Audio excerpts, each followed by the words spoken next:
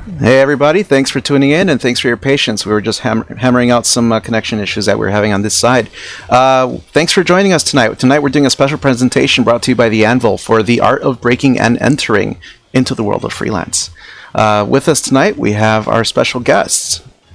And let me make sure I'm on the right monitor. Okay. All right, you guys want to introduce yourselves?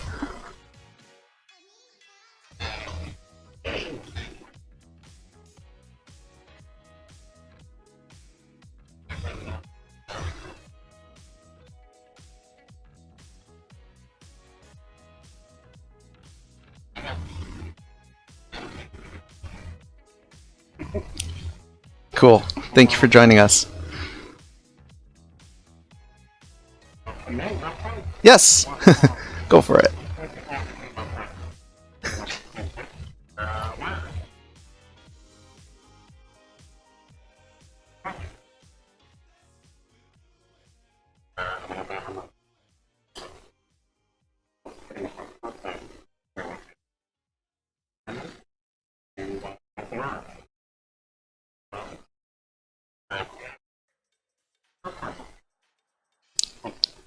It's good.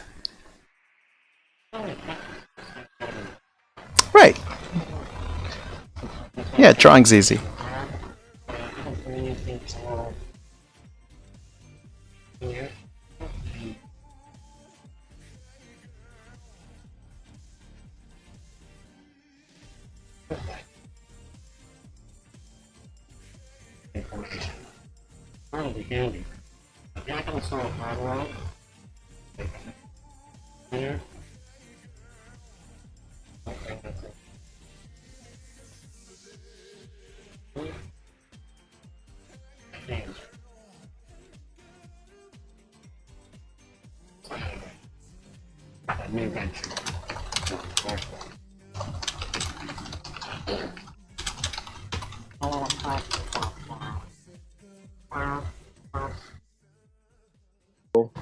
And holding it down. All right, so as we were talking about before, guys, we get a number of questions about how to break into freelancing, as the show is called Breaking and Entering. And there's a lot of mystique about it. Some people think that there's you got to know this certain person and then it works out for you, or you have to get things in front of the right person and it works out, or almost like there's a thought. I remember when I was first getting into it, I thought that there was some sort of magic bullet, like some sort of magical thing that I wasn't doing. And if I just figured that one thing out, it would all fall into place. So maybe we could kind of get into what you guys did in the past to kind of maybe break down some of what you did to like break down some of your fears or insecurities about doing what you had to do, or you forced into it, or how you made the choice, basically. We can go in the same order. So, Mark, if you want, you can go first. Oh, it sounds like it's not if I want. When you say that, Justin, I think about this. I know this is about art, but like this is about life, and the things that got me into just the kind of mindset that you need to have. And it feels weird even to say the mindset that you need to have. Like, who knows what mindset you need to have? The mindset that I have is one of openness and one of curiosity. So when I first graduated college, I wasn't an artist. I moved to San Francisco, and this is a weird story. I was a computer scientist. I was programming things, and I was interested in the creative stuff that was going on at these companies, but I didn't really know how to get into it. And kind of like on the side, somebody suggested that I go do some like personal growth work, workshops. I did a men's circle. I really spent a lot of time looking deeply within myself and figuring out, and I still do, what is true, what is important for me in this moment now, for me, the world, my family, not in that order. And so it's like a very broad answer to your question, Justin. Yeah. Well, I mean, do you have like a hang up? Because I feel like a lot of people will, they'll be on the edge and they'll say, hey, I really want to do this, but I'm scared.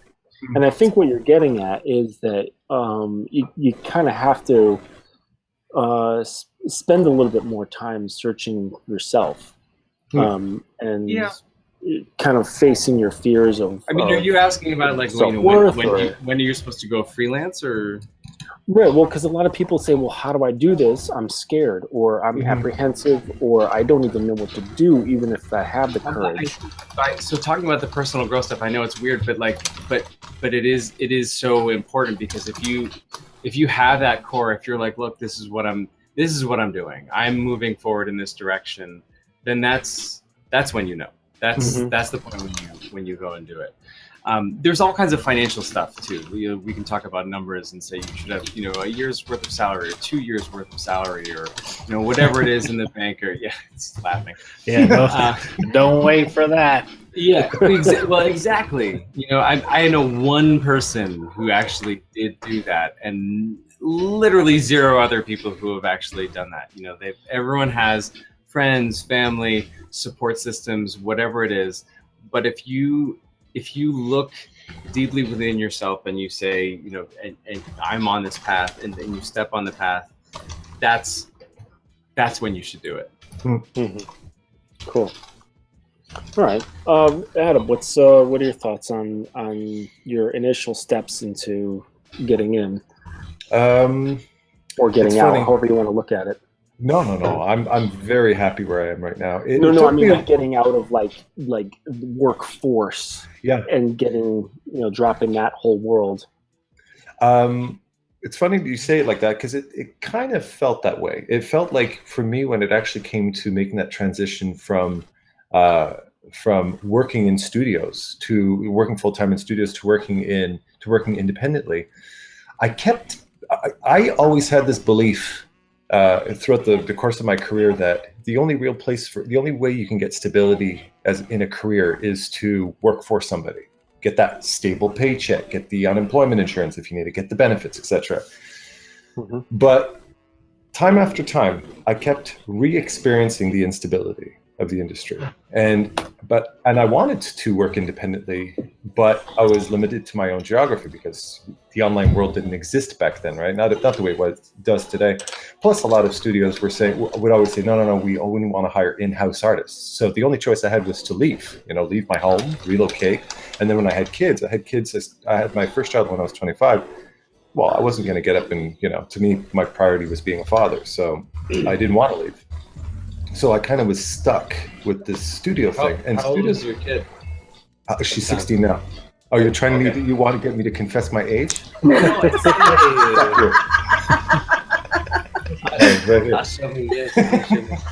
Working blue, bro. I'm 2015. 2015. 2016, actually. Damn it. Or as John Howard would say, I'm 40 odd. But that's the thing. So a day over 27, bro. Thank you. The lighting is good lighting. He's an artist. He's got good lighting. Fantastic lighting, dude. I need some lessons, bro. So I kept re-experiencing, great job. My boss loves me. Everything's going great. I had some great jobs, very, did Disney stuff, and I worked for EA, and I did all kinds of cool stuff. And then the whole floor would get fired, and they'd be replaced with somebody else. And so I kept having to relive the panic of instability and hoarding my money and fears that I was going to lose it. And every time I took a little adventure, the first actual freelance and first independent thing was I opened up a swing and jive dance club in my neighborhood, and it did extremely well. I'm like, holy shit, I'm making a whole lot of money, and this is pretty easy to do. I did my own promo, and I grew up with a mother who taught me how to be a very DIY type of guy. You know, if you want to do something, do it yourself. Learn how to program, and all that kind of stuff. So I experienced it, but it didn't quite sink in. And then at a certain point, when it did come time for me to start freelancing, the world had changed. Studios went from, and that's not that we're not going back that far, maybe 6-7 years ago, studios started being less afraid of hiring remotely. And now I'd say in the last 2-3 years, it's pretty much been the norm. And where it really sunk in for me was when the last job I was working on was for a Disney show as a supervisor. And I had to relocate to Ottawa to work on this show, but all of my artists were freelancers. So I was like, well, what the fuck is the point of this? Why are you making me relocate when I could do this from home? So it made me realize that this whole freelance thing was really, this whole working remote thing really worked. And at that point, I thought it was at the same time that I'd been through enough of the politics and enough of the bullshit in the industry that I thought, no, you know what? I'm not the type of person who's going to sit around and just say, well, this is the shit we're going to have to live with as artists. Instead, I wanted to be a part of the building a new ecosystem, a better world, you know, and I know it sounds very idealistic there, but, you know, just being a part of the future of where this world is going. I'm sure you survived. I'm sure whoever that was is okay. Truck going over a speed bump too quickly. Residential area, asshole. Yeah. Anyways, so I just thought, no, instead of saying, you know, life sucks. Well done. instead of saying, you know, life sucks, get used to the shit. No, say no. I want the world of art to get better. Like places like Art Pact or different artists like Sean Silver advocating for artists. I want to be a part of that. You know. So sure. That's it. And I started my online school, and it's been fabulous since. Yeah, that's the most stability I've ever had in my life. And everything's great, and nobody's unhappy. Yeah. Shit, man. Let me tell you. Oh hell yeah. Yeah. So yeah. Awesome. Thanks. Yeah, you're welcome. Rob? Oh, damn. I guess it's my turn now. How can I follow these guys, dude? They're so freaking good. You know what we could do is from question to question, we can just reverse the order as well, just to keep things. Yeah. All right, cool. I'm not going to lie. I was shitting my pants when I got into freelance. I honestly, I came out of 10 years of Oddworld, and they moved shop, and they downsized to 3 people or so, moved to Berkeley. And I had 10 years, I had all that stability. And frankly, I just love my area. And it's funny because a producer there and we kind of had this saying that was, we're going to go to our island. And the island, you know, it's kind of where you want to go. It's this imaginary location that makes you happy. And we used to refer to it as, you know, someday I'm going to get to the island. And then in all practicality, I realized when they had left my area and I was kind of landlocked here for opportunity, that I was kind of thrust onto the journey of heading to my island, whether I wanted to or not, or I had to move. And at that time, it was 10 years ago, it was 2006. And even working remote and all that was not that viable that it is now. But I still try to launch my journey to the island, I guess. And it's funny that you were talking about, you know, have 2 years of income or something, start, you know, like that. There is a policy of something like that. I literally had like, I hope I get work tomorrow because there's a bill to pay 3 days from now, you know? And when you guys are just starting and I was, you know, I could talk about it now, but at the time I felt like I was having panic attacks at night. I felt this like insurmountable pressure that if I can get a drawing done or a good drawing done or get a client or make someone happy, that basically in jeopardy was potentially my house, my livelihood, especially my car or whatever. And most importantly, I didn't want to disappoint my wife at the time. I mean, she's still my wife, but I didn't want to disappoint her right then. And but now it's okay. And you have to like have this air of confidence that you can't show the fear of freelance. But inside, I had to have confidence in front of my family and the people around me, because they're not going to buy it if I act like I'm half-assing it. So I would tell everyone, yeah, we'll see. I got this. This is coming. There's 10 irons in the fire. And then in the reality, behind the curtains to me was basically just fear and panic that, when's the next client? When's this next thing happening? And fortunately, I think a lot of that fear was unfounded, realistically, because the second person that I started working for freelance out of Oddworld is the person that I'm working with right now. So that's 10 years later. So it's kind of interesting that, that's the importance of that relationship, that first relationship you make, these little precious gems, and I think I've called it out, where you have to foster those little embers that are just so small that insignificant almost to you at the time. But one of those little sparks is going to be the moment that fuels your journey to the island, if you will, And what's the island? The island is just some metaphor for, for us. We actually in our offices hung a picture of a little island in Fiji, and it was kind of like this perfect little thing with a bungalow and a beach and a palm tree, and we'd say, nice. Yeah, I'm going to my island, motherfucker, and so it's just a metaphor for that location that you want to be, that you picture yourself. And, maybe for you, it's a mountaintop cabin, with a cool breeze. Maybe it's with your family around a table having dinner. It's whatever that moment that you picture is your favorite moment. If you point your compass, towards that moment, and you're gonna fall off the trail or change directions here and there. But for the most part, if you just keep that focus, that there's a location you're trying to get or a moment you're trying to get to, it kind of helps steer a lot of decisions that otherwise, could potentially throw you off course or, do something distracting. So, and now I feel like the problem I have now is that, I've got a couple of decades into this, and I'm like, okay, I'm at my island. Now what? What do? We build condos. All right. I mean, that's the thing that I constantly struggle with. Is like, how do you know when you're on the island? How do you so I have the thing that I wanted. Now what? It's like, what would happen if a dog actually caught the car that it was chasing down the street? But I think, I know Justin. I don't know. I actually don't know how many of you know each other in person or where anybody is. But I know Justin in person, and I know that there's with all of this, part of it is just being present to what is happening on your island right now.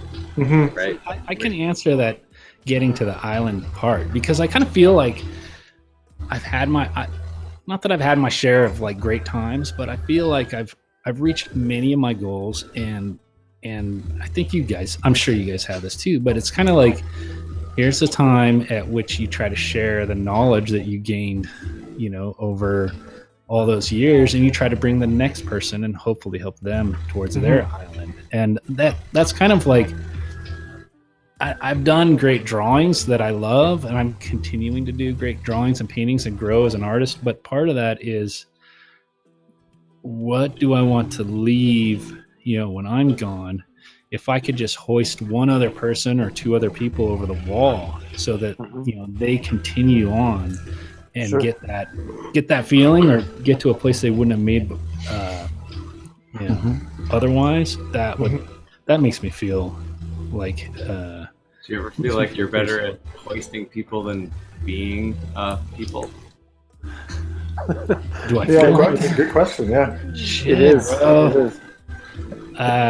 Personally, I feel like I don't think I'm that great of a hoister yet. I keep working on it. It's honestly the hardest damn thing I try to do. I don't believe that, Rob. I think you got it naturally.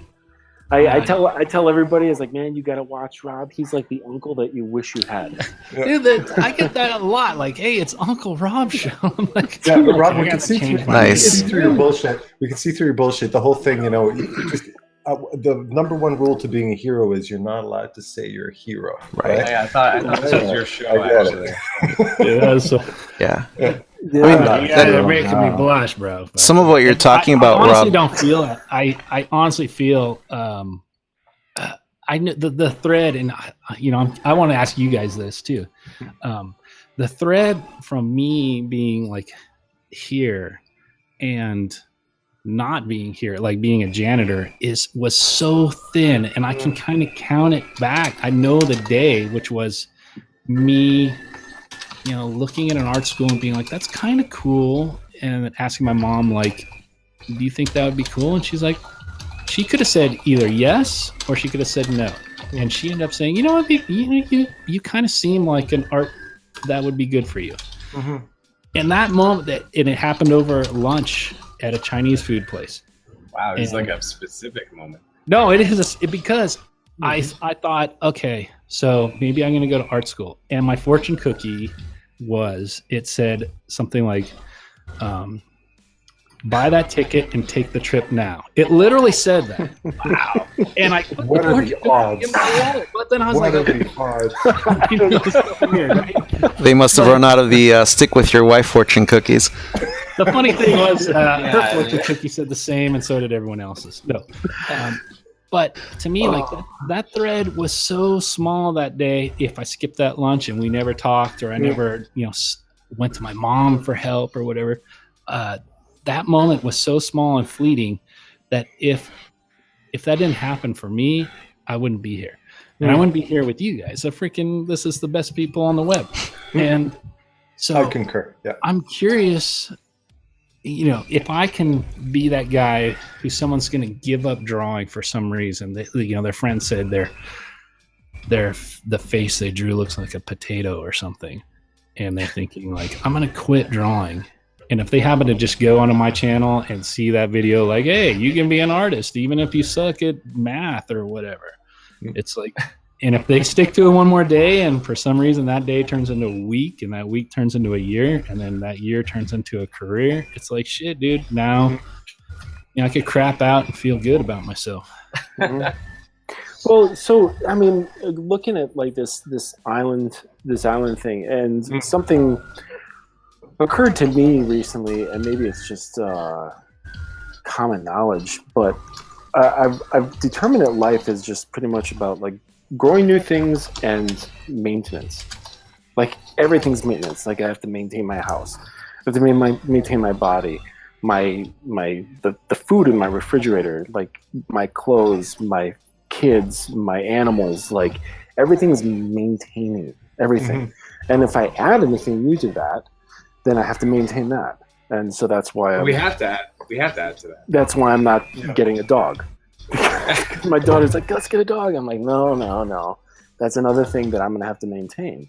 Sam's in the chat. Other than the beard, that's exceptional. Other than the chat. That's thank you, but that's from not maintaining. This is my. But listen, there's a lesson in that, right? Of not let the beard go. Sometimes letting it go. Sometimes letting things go. Right? Oh, I see what you did there. Sam in the Twitch. Oh, sorry, Justin. Go ahead. So into this like maintaining thing. Okay, I think this is kind of a would be a good segue into the next step, because you're kind of talking about how you all came into getting this. But you can't just go there and be like, cool, I'm freelancer. You have to learn how to mold it to your life and like all the weird shit that happens in your individual existences. So and for me, that the big thing is management and managing and maintaining all that stuff.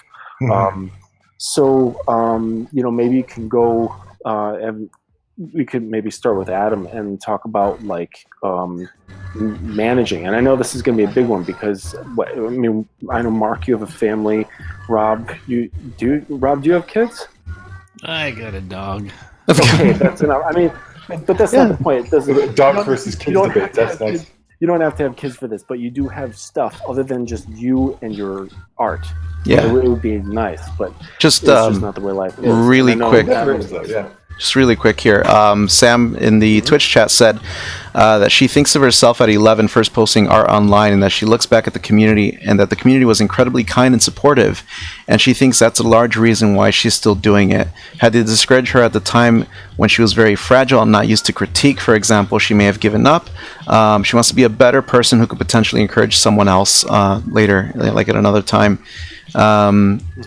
And, you know, basically driving home the point that you have no idea the impact that you could have on another person, be it for better or for worse. And Rob, going back to what you were talking about earlier, my thought was some of the things that we actually talk about a lot at the Anvil is legacy. You know, what is your legacy? Not just as an artist and, you know, leaving good work behind, but what is your legacy as a person of the art community, as a, you know, what are you giving? What are you taking? All of that stuff. What is essentially what you're leaving behind as your story and your involvement in the community?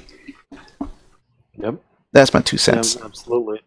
I like that. That's insightful. Keep it up. Yeah, not realizing that, or not forgetting that you're not a disconnected entity. You know, the things you say and do really affect people. But And especially now in a community where concept art is inherently really shared online with each other, and so I think our community is way different than, say, a winemakers community or a something that's Terran. All of our work exists online and through videos, and a lot of our interactions are through Discord and whatnot. And it's kind of we have to be kind of the banner people for how the world will be in 10 years. Like, right, what we're doing right now is basically how everyone and their best friends are going to hang out in 10 years from now. Yep. But that our parents and our grandparents right now are going, what the hell is that? I thought I heard someone swearing. I feel like a grandparent because I'm like seeing you guys, and I think I just figured out where the chat is. So I in the chat, I think. Oh no! See, I got to log in. See, I'm like an old man now. Yeah. Okay, Here, I'll drop a direct link to the chat in the up here in chat too, just in case. Start telling people to get off your lawn, then you'll my virtual lawn. Yeah. Yeah. It's like, hey, you kids, get off my lawn! I'm trying to work. So Adam, how do you? I mean, you're freelancing now, but you've got a life. Are you? I mean, I think I know the answer, but I'll just put it out there because we've got people who just don't know these things. But how do you go about dealing with your life, your family, and the things that you need to do that support your career, and the things that you need to do within the career itself to all keep it running? It's funny. Okay. Like, what is that? What does like a quick snip look like? Okay. If you asked me that question 10 years ago, I would have said, you just bust your ass, bust your ass, bust your ass, bust your ass, bust your ass. You know the routine. And they say, you want to get good at art? Well, then do 6,000 of these, and then 6,000 of those, and then do 200 of these. And then your health starts to suffer for it. And then your relationships start to suffer for it. And all of these things start to suffer for it. And then I remember meeting this guy at my gym. He's an 87-year-old guy, wise, skinny Indian guy on an elliptical machine. And he looks like he's about 45. And I said, how the hell do you do it? And he said, life is all about balance. Have some eat healthy most of the time, have some junk food the other times. And I'd say that's a very big part of it. I'd say I would not be able to manage it if I didn't take care of my health and my mind and my relationship. I go to the gym every day. I get sun every day. I eat healthy every day. I also go out and have ice cream, or I go out and have some junk food every day. That's very important just to maintain the energy. Because if you're just an obsessive, I have a lot of students who come up and they have this kind of like hardcore attitude, just let's go, hardcore. Yeah. And I say, that's cool. At the beginning, you want to give yourself a kickstart. If you've got the energy and the ambition for that, awesome, do it.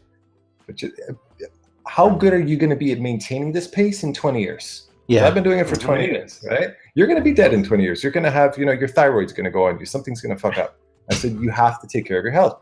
That's number one. But number two, I'd say the most important thing for managing everything is when you're independent, your schedule is, you are religious about your schedule. So when I work from 9 to 5 with my students, this is my time with my student. This is the time for my personal freelance work. This is the time for growth. This is the time for my next student, and then cut it off. And that's the time for my family. And if you don't respect that schedule, if you're not strict with yourself about that schedule, then life will walk all over you. And it'll take it to shit. My ex-girlfriend was a good example. She's the type of person, wonderful person, but did not understand the concept of art and time, right? And the time it takes. I can sit down for 2 hours just thinking about a drawing. And she would come in and go, "Are you done yet?" "No, I didn't even sharpen my pencils yet." "Oh, okay. Then 20 minutes later, "Are you done yet?" Oh God. "Oh, no, not." And then, I said, I'm gonna be a while. Okay. 15 minutes later, "Are you done?" Yeah. Yeah, but what's the matter? You finish these complete sketches in 10 minutes usually. What's taking so long? Yeah, I know.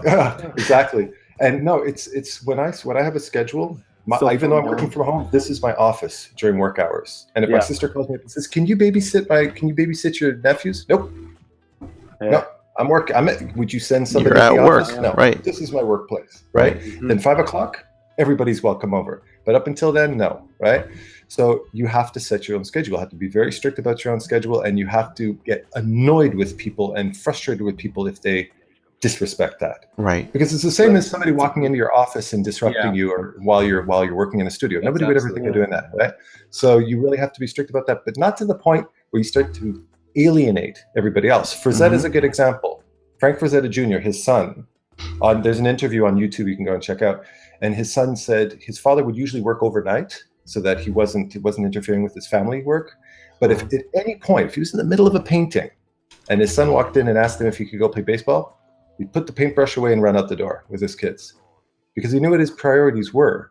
But at the same time, he always allotted that time for his work at the same time. So if you invest yourself wholeheartedly into your wife or your husband, your kids, your work, and your me time, and your video game time, you're good to go. You have plenty of time during the day. But if you sit around messing around on Facebook, of course, you're not gonna, you're gonna eat up that time doing other stuff, right? Sure. Yeah. Cool. Yeah, I mean, even things that are good for you, if you overdo it, you're gonna probably fuck your shit up. Like walking. Walking's good for you, but they have death marches. Yeah. It's true. It's true. Yeah. That's cool. Mark, how do you deal? How do I deal with what specifically? I mean, I knew you got multiple businesses running. You've got a couple of kids. You've got a couple of dogs, a wife, and a house. Plus your own head. Yeah, a wife. Yeah. Did I say wife twice? Just one. No. Concubine. Just one. Yes. No, and plus your own head. So, what's that look like, dealing, freelancing and all that stuff? Yeah. Okay. So I feel like I just figured out what this whole conversation is about. So sorry about everything I said up until right this point. But how do I juggle it? I'm very fortunate. I have another. When I was kind of moving over to freelance, or moving over to being an artist, which is sort of by definition freelance, I had another skill set. I had this computer science stuff I was doing. I was working for these other companies, building things and getting a salary. And then when I started going back through art school, it made it easier to sort of slowly transition over, to sort of go through school and then take baby steps, and then not necessarily jump off, but sort of slide in. But what else made it easier to slide in is that I have a family, which includes a wife who also works very, very hard and does wonderful work in the world. And so we have two incomes, and her income, just to be totally on the table, she makes a lot more money than I do, a lot. And and that's very helpful. That's very helpful for staying freelance. So our arrangement basically is, she, not to say, which is not to say we're like rolling in it, but like, she makes a bigger salary than I do. So the arrangement basically is, everything that I can do to sort of keep her wheels humming, I do. Mm-hmm. So I have to, like what Adam was saying, like, but I can't have that just be like, okay, anytime anything comes in, I'm like, okay, yes, what do you need now? Yeah. Like, that's no good. Right. So I have, it's like a bit of a give and a take. On one hand, anything I can do to keep her wheels moving, that's good. On the other hand, like, I also need my space, my time, my thing. So we both work from home. Mm-hmm. And we both have rooms. She's 2 floors down, and we have rules around like when are you allowed to go in the room? When when is the room closed? If the door is closed, do you hang a sock on the door? Yeah. We don't have to do a sock on the door. We were thinking about a sock on the door. But the rule for sure is if the door is closed, you don't even knock. Like if the door is closed, it's closed for a freaking reason. Mm-hmm. Right. So like, just don't knock. If it's open, you can say, "Hello, are you in there?" Okay, and you can talk. But there, so that's the way we juggle it. We both work from home. I do a lot of the management of sort of household stuff and like I fix stuff, and I manage a lot of the sort of day-to-day stuff that happens around here. But I try to compartmentalize that as much as I can within either a certain set of hours or a certain set of days. I know that some people say every day I do this and then this and then this and then this, and that's there every day. Me, I'm a little more week to week. Like, Mondays may be more like, I do some interviews for Drawn and Drafted on Monday and do some coursework on Monday and some coding on Monday. So Monday's a lot of admin and coding and whatever else stuff. And then you're hitting me kind of my art stride time right now, which is like, by Wednesday night, by Thursday, I'm kind of all that stuff's kind of taken care of, and I'm looping into the creative, whatever ooze here, whatever it is, art ooze. Yeah, so like that's as loose and weird as that sounds, like there's a reason to that. There's a schedule to that. So that I can compartmentalize these things. And I think Adam was right. Like the thing that I'm really, really not good at is saying no to people. So, when someone says, hey, you want to grab lunch? I'm like, oh, sure. You want to have lunch, so I should want to have lunch. But what if I don't? What if actually what I would really want to be doing? Here's a gem. I read a book called The Power of the Positive No. And the way a positive no works, and this is the book here, I saved you $5.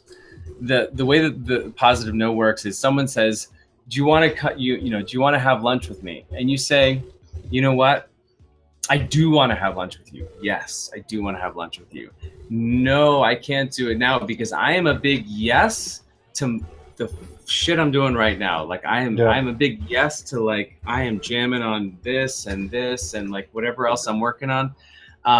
And you sort of like, yes, no. And then you're like, yes, let's have lunch on this date. When is that is a good time for me?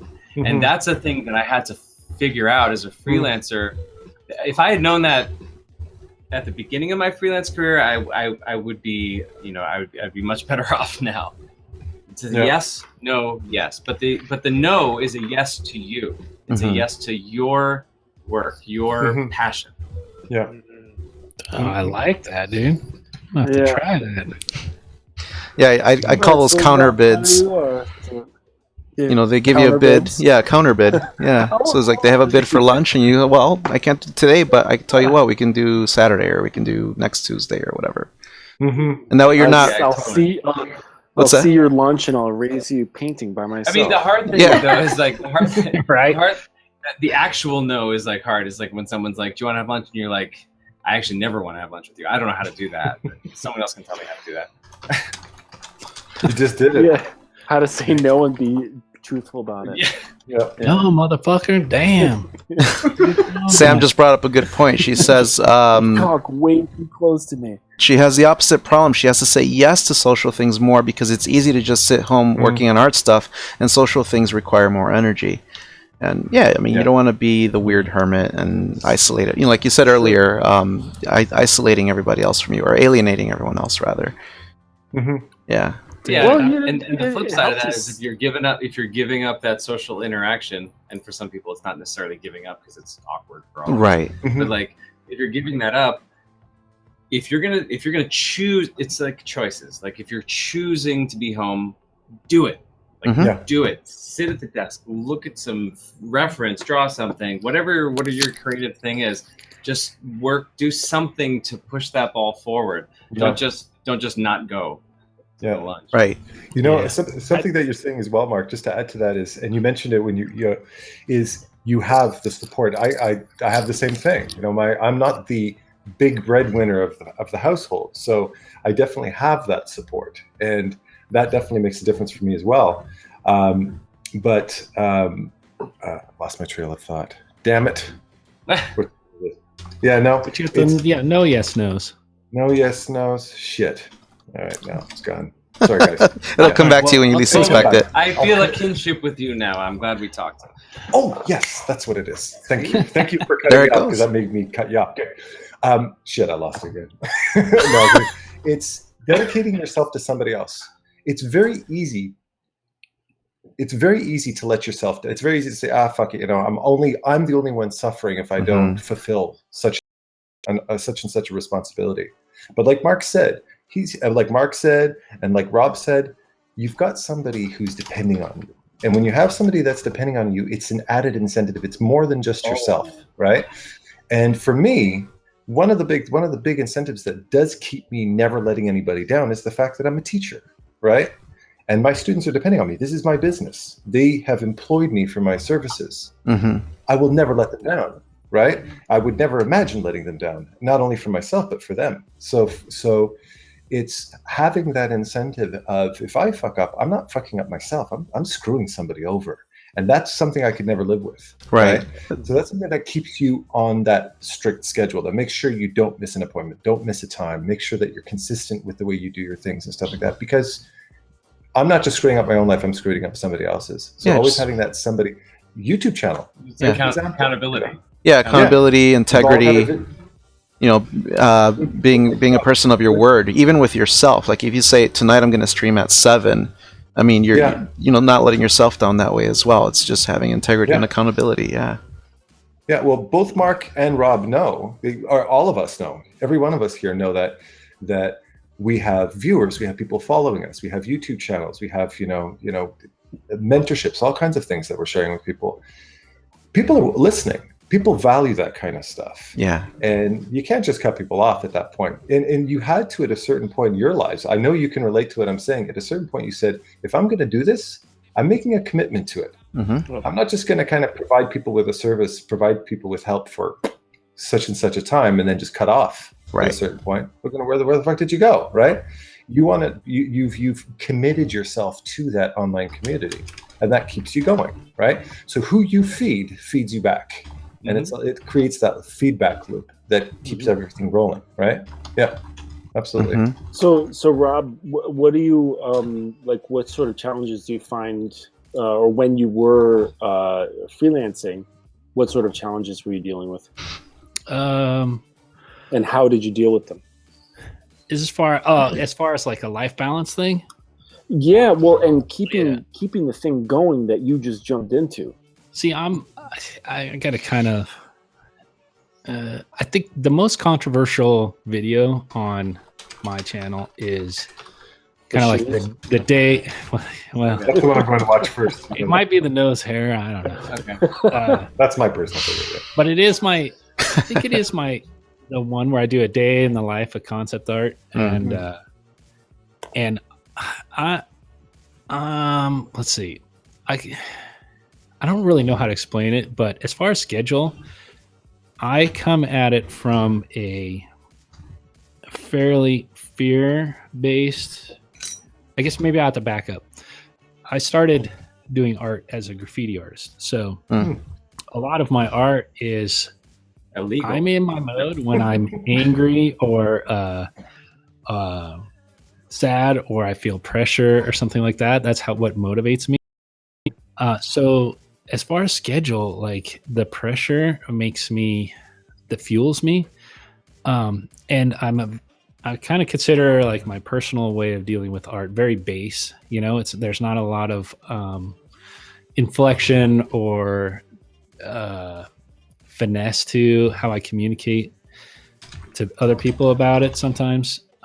So what that means is I attack my schedule. I attack art and I attack my schedule. And there really are no boundaries or barriers that I won't attack. That includes like time of day, anything. So I kind of picture myself as in this battle with art, and I have to overcome. And so it's interesting, like balance of life to me can only happen when the beast is conquered, if that makes sense. And the beast can only be conquered if there are no barriers to conquering it. And a barrier to me is schedule, people, jobs, really almost anything except my wife. So and she we have been married so long, and she knows that about me, and she has her demons that she wants to slay too, and that I don't step in front of her. So it's interesting. I love the idea of like having balance, but then I think if my life wasn't full of pressure or the fear of like not accomplishing something or slowing down, I don't think I could actually do it. So I'm almost on the opposite. I feel like sometimes I start 6 a.m. and then I just go till midnight or so. And professionally, that's pretty much my day. Like today I started at 7, and I kind of but I would consider this, what we're doing right now, kind of working in a way. It's not actually drawing, but my day is filled with a lot of meetings and chat and some play test and some other stuff. But I'll basically sit, if I'm not sitting at my chair, I'm basically kind of not happy. I mean, there are things that I do like to do, but the beast has to be slain for me to be happy. So my day, I'm on 12 hours today, but the most likely would be like a 14, 15 hour, day. At least yesterday was. Now, as far as like, how do you do that? And how do you balance kids? I don't have kids, so I think that's a luxury of that.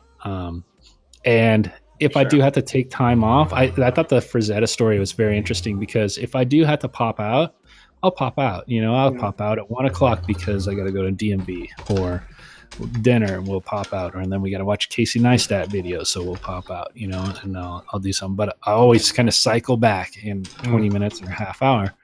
But my day in the chair is super long. So I think the misnomer is when people say they work forever, like saying you work from 7 a.m. to 7 p.m. every day. You're not necessarily, if you're drawing, you're doing something wrong. If you're wristing that the whole time, unless it's like a day, you had a deadline and you're just polishing some friggin' painting,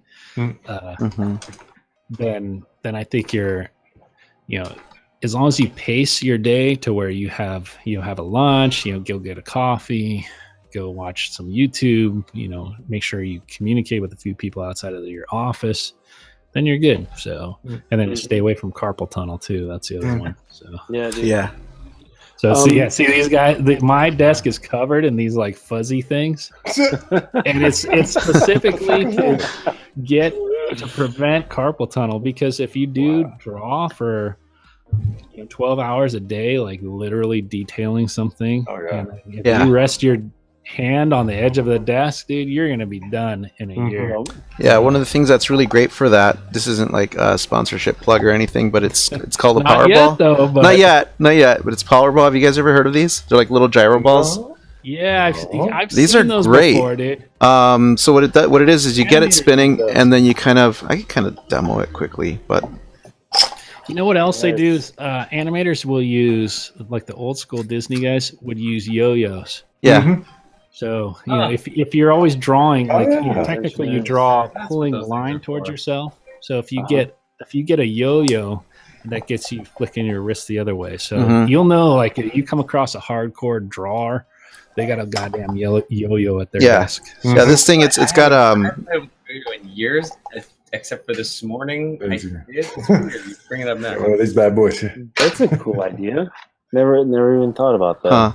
Yeah, this thing's great. I think it spins up to like 21,000 RPM, and once you get it really going, it feels like you've got some kind of live animal trying to fly out of your hand. But it's really like good a for fidget spinner for artists. Kinda, And yeah. the thing, and it'll go like 10,000 so it's RPMs like when a you turn it gyroscope. like this. Right. Yeah, it's gonna. Yeah. That's yeah, cool. you get it going, and then it's got like magnets and gyroscopes in it. Powerball. Yeah. It's really good for just working out your wrists, your forearm. Depending on how you use it, you could work out your chest, your shoulder. I went through an injury once where I was out for 6 months, and I never want that to happen ever again. So, and it was from exactly what you're talking about, Rob, where I was working, 14-hour days for about a month straight, and then my whole arm would just cramp up, and I wasn't able to draw for more than 10 minutes after that. Took me out of the game for about 6 months, and I couldn't do anything. I mean, I'm a musician as well, and I couldn't play guitar. I couldn't even play video games. I was just wrecked. Like, all I could do was sit on the couch and watch stuff. And yeah, I'm like, never again. Self-care is king for sure. Yeah, Totally. I don't know if you guys saw. I have a sit-to-stand desk. It's one of those, like, so I'm standing at my desk right now, which I don't do enough. But I'm also sitting and I'm standing at the easel and other things during my day too. So I'm moving around a lot. But yeah, I went through.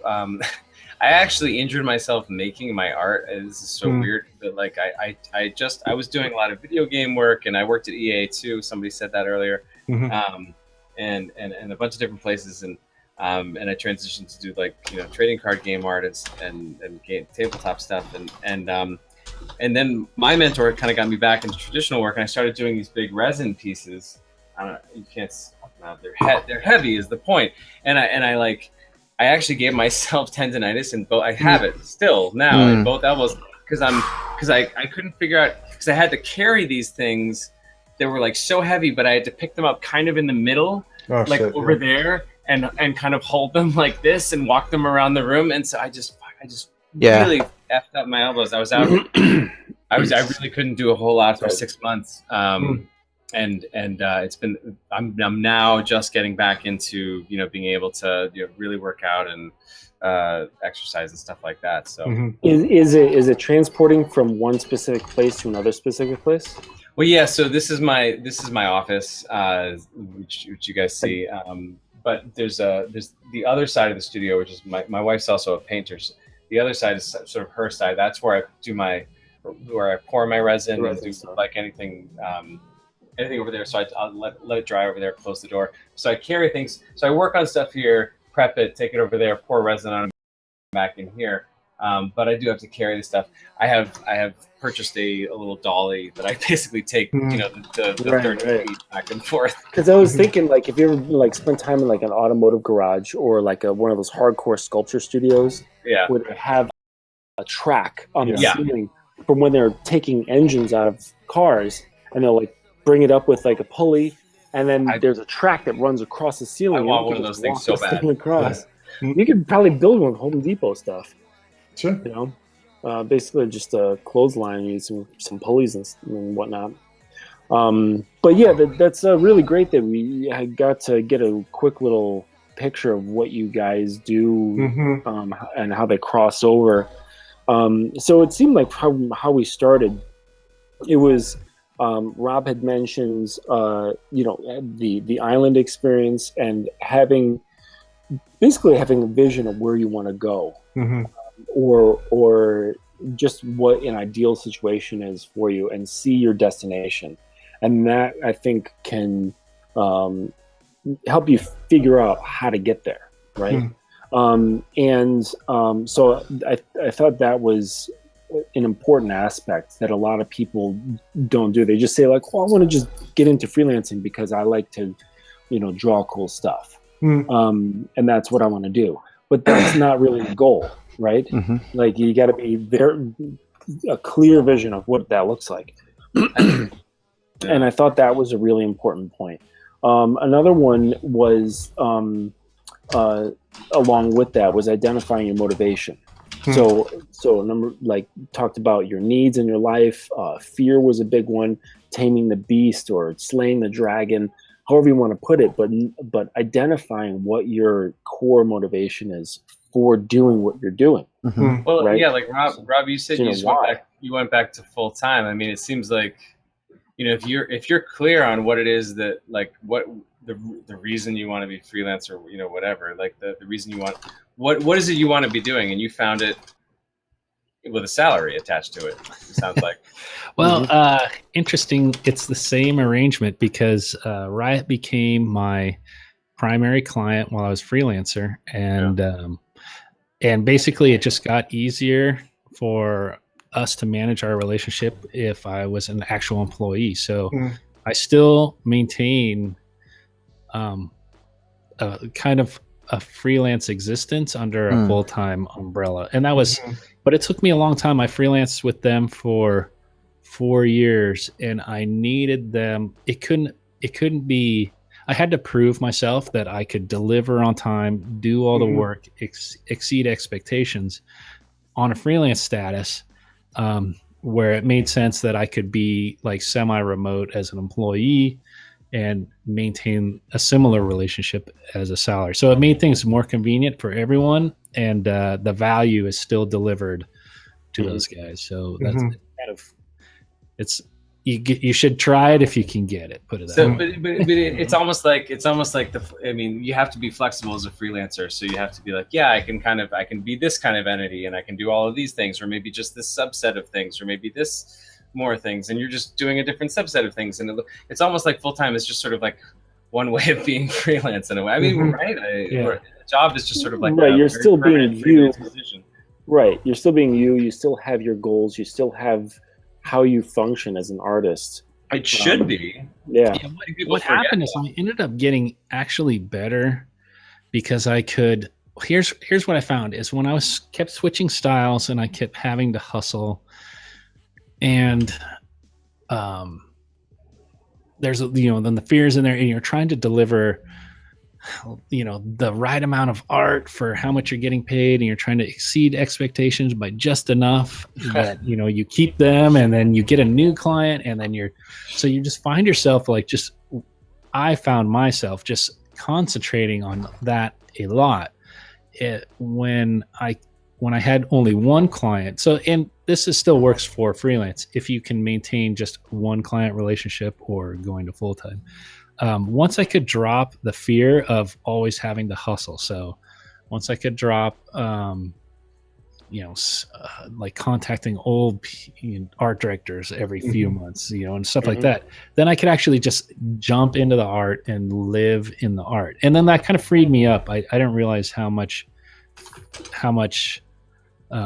that stuff was just detracting from me pushing as an artist, because now that I know that I have a regular kind of client, then I know that it's worth like really diving in and paying attention to the piece that I'm on.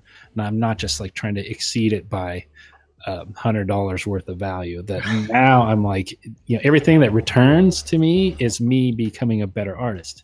And the other thing outside of freelance is when you're there, I have coworkers now, and these fucking guys are so good, dude. I'm just like, the pressure is way up to do great work. So I kind of, it's right to me there. It's not artistically. like somewhere out there in the world. It's turn like around. right next to it's not some other freelancer over there. It's oh God, the guy sitting right next to me just showed some work that is killer. So I better get dialed in. That brings to a segue that I want to get into, but really quick, I wanted to just go over the other points that I thought were important, besides the other two. But one was setting up boundaries and taking yourself seriously. I think that is like a really important thing for freelancers to get to. and saying, this is a job. I need to treat it as such, and put up your boundaries and say, you know what, like, I know I'm working from home and you just asked me to go pick up the laundry, but I'm working. Like, this is my time. And you can, so depending on, right. How do you do those damn stickers? Oh, stickers. Stickers. I just figured it out. Sorry, I'm listening. No. And like, you do have to balance these things, because sometimes you do have to go get the laundry. But the point is just taking yourself seriously. I think that's a huge thing that people, when they walk into freelancing, they're like, they don't take themselves seriously. So of course, no one else is going to. They're going to think you're a joke because you think you're a joke. It's a balance though, right? Because like I've also met people who like really take themselves extremely seriously, and I'm like, you go have fun with that. I don't really want to hang out with you. And I don't know how to quantify that exactly, but I definitely meet some people who are like, yeah, I'm doing this thing, and I'm like, no, we're all doing the thing, and let's all help each other. And it's good that you're doing the thing, but let's not pretend like you're in some special thing pod. Right. No. It's more what I'm saying is, absolutely. What I'm saying is not falling into the identifying with their insecurities. Oh, so you want to hear a funny story? More confidence. I love this. I mean, this happened, and I love that it happened. So I'm like, I go to one of these massive Black conferences, which was one of the sort of concept art conferences 10 years ago or whatever it was. And I'm like, I'm like maybe in art school or fresh out of art school or something. And I'm in there, and I'm like hanging out in San Francisco, and people are drawing and painting, and everyone's sitting around at tables, and everyone's like being cool with the tablets. And I'm like, wow, I've never seen anything like this. And I go and I see this guy that I recognize just from like the workshops that we did at the Academy of Art. And I'm like, I walk over, I'm like, hey, what are you working on? He's like, oh, just like some monster or something. And I'm like, oh, well, and it looks really good. I'm like, wow, that looks really good. I'm like trying to be authentic. I'm like, that looks really good, man. Hey, weren't you at the Academy of Art with me? And he looks at me and he goes, oh, you can't expect me to remember everybody. And I was like, well, really? I'm like, what I was saying is that I don't remember your name, and that was sort of your opportunity to like make a friend, and you didn't. And the funniest part of this was that 2 days later, at the end of the workshop, when they have the people lined up from the different companies and everyone's looking for jobs, dude's in line with me. I'm like, so what? Like you're so special, right? Like when you're in traffic and the dude's like trying to race and like honking at you, like, Rah! And then the light turns red, and you're both there. Right there at the red. You're going crazy back there. And then you get there and you're like, so here we are. Same red light. What's up, dude? My one's ready. You pass him and you just give him a look like this while you're driving by. Yeah. So, a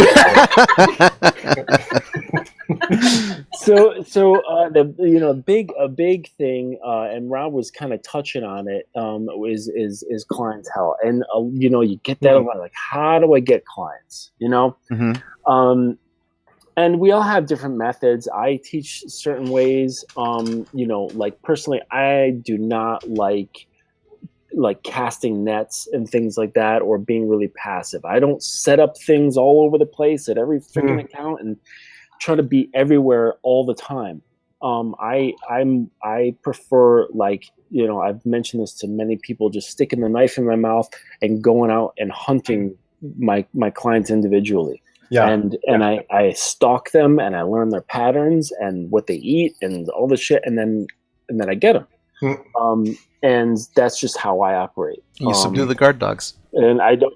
Yeah, right. I don't like just kind of like waiting. And I think that's kind of in our culture right now. It's really weird. I think like a lot of people want to set up things and just wait. And like, oh yeah, they'll come to me. If I just have like an art station. It's like, dude, like you gotta get sweating, bro.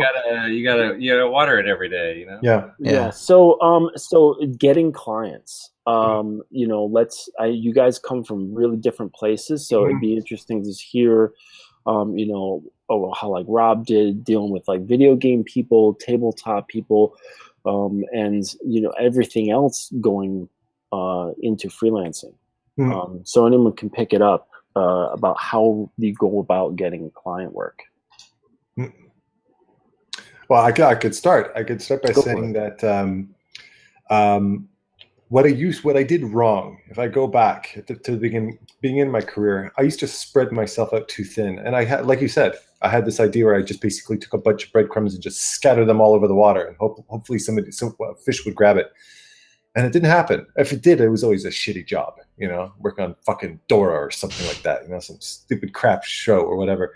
And I realized, and I kept doing this, and I kept thinking, okay, it's because I don't have that skill. So I went and I learned 3D, and okay, I need to learn Flash, and then I need to learn, I need to learn Procreate, and then I need to learn Illustrator. I kept having to pick up new softwares, and I kept stretching myself, and then I got into this, and I got into that.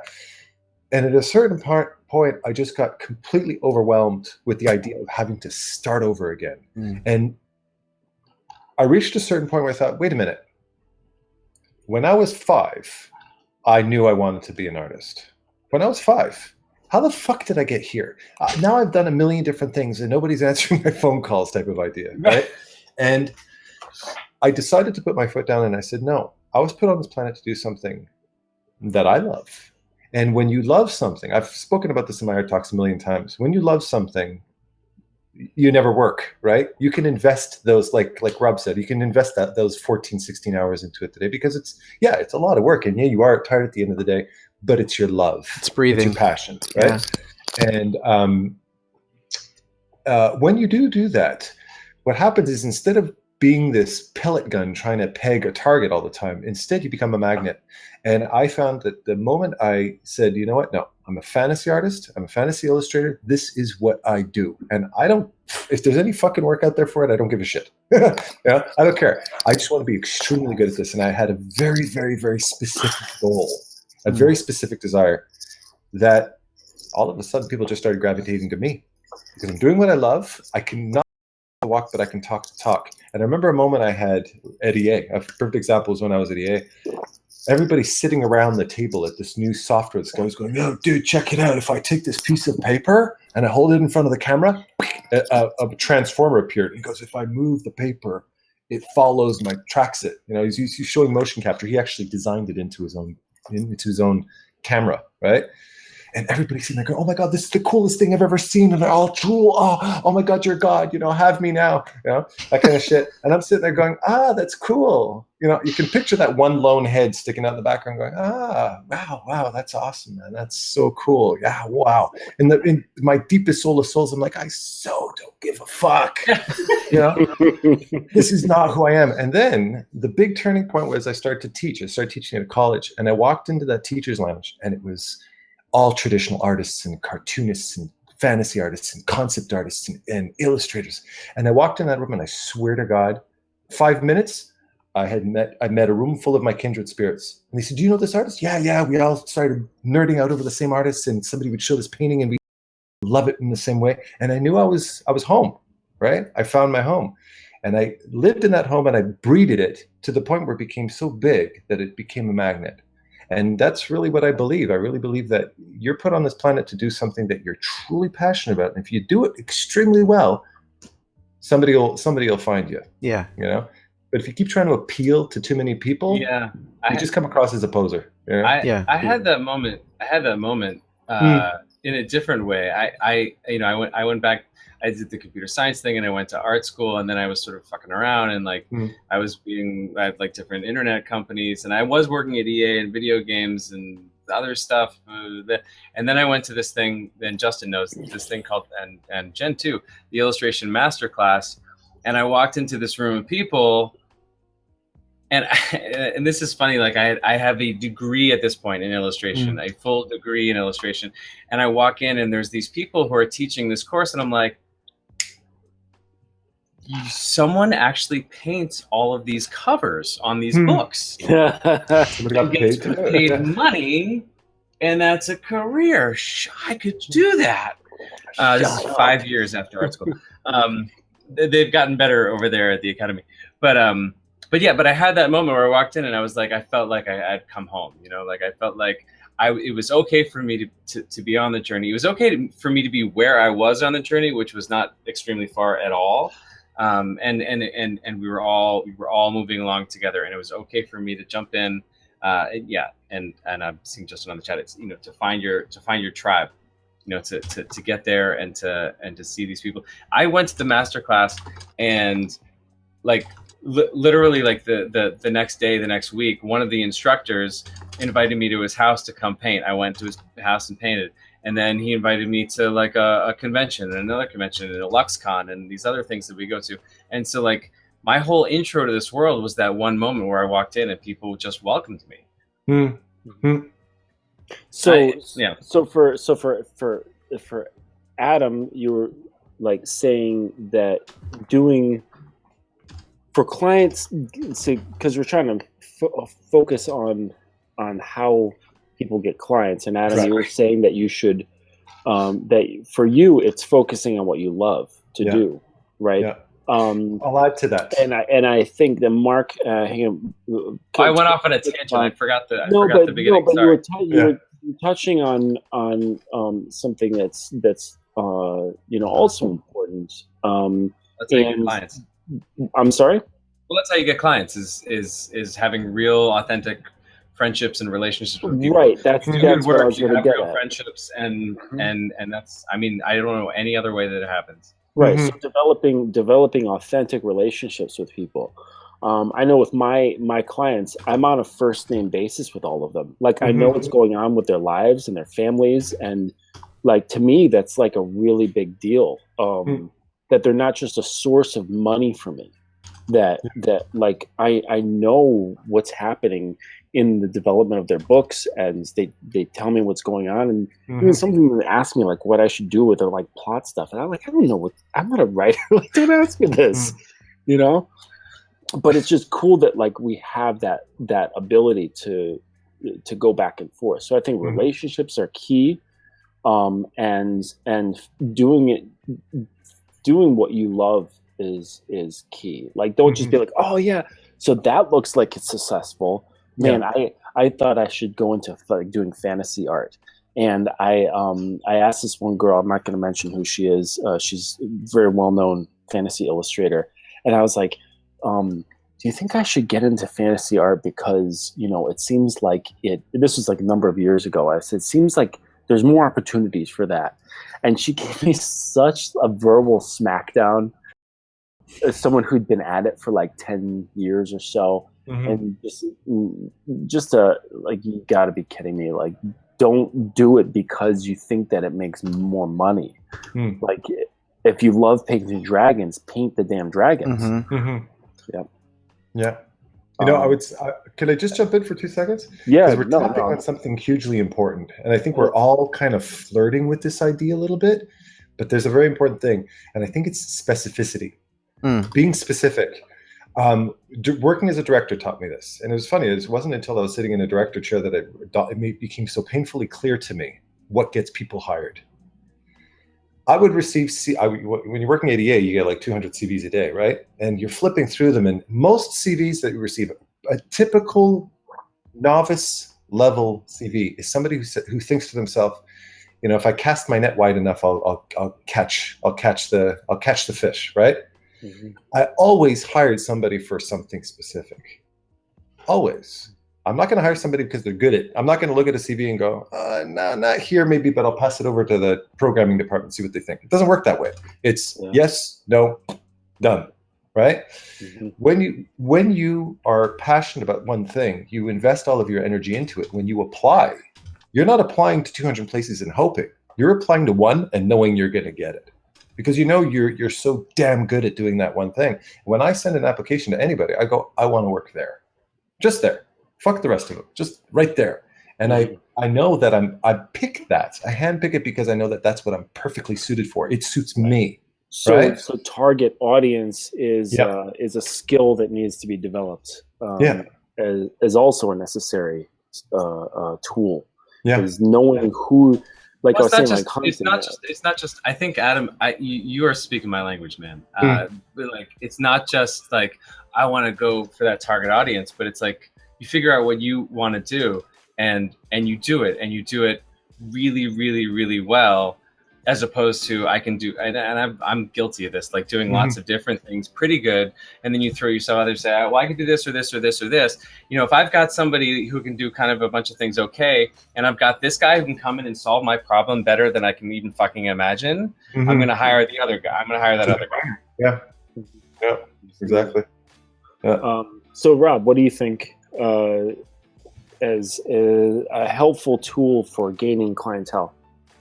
I agree with that specificity for sure. I think that resonates a lot with me. One of my early what we're clients, saying is different as it applies to doing concept art, or do you think it's all the same stuff? For gaming art, yeah, I think so. I mean, if you get on the front line of game art, you become more of a generalist as far as working on production. So I find myself as more of a generalist, but I like being a generalist. I like being a designer. And the distinction for me is that I want to see the design. I don't necessarily want to see the art in a way. I don't know if that makes sense, but it'll probably resonate with some people. It does. Like, I want to see the thing working. I'd rather see the physical representation on the screen or in the game than necessarily my contribution to it.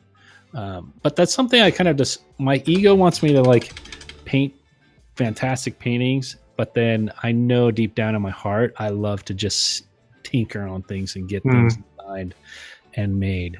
And as far as like breaking in, I literally have, when I started, the clients that I had the first year, those first couple of people that took me under their wing are still the same people that I work with now. I literally met 5 people in that first year, and then I just maintained those relationships. And the guy that brought me on full time at Riot is basically my second client out of freelancing. And he's the guy that I've worked with for 10 years on and off, and that's the thing about freelance is you'll hang out with a buddy and then you'll jump out and then you'll work with another buddy and jump out and then work with another buddy.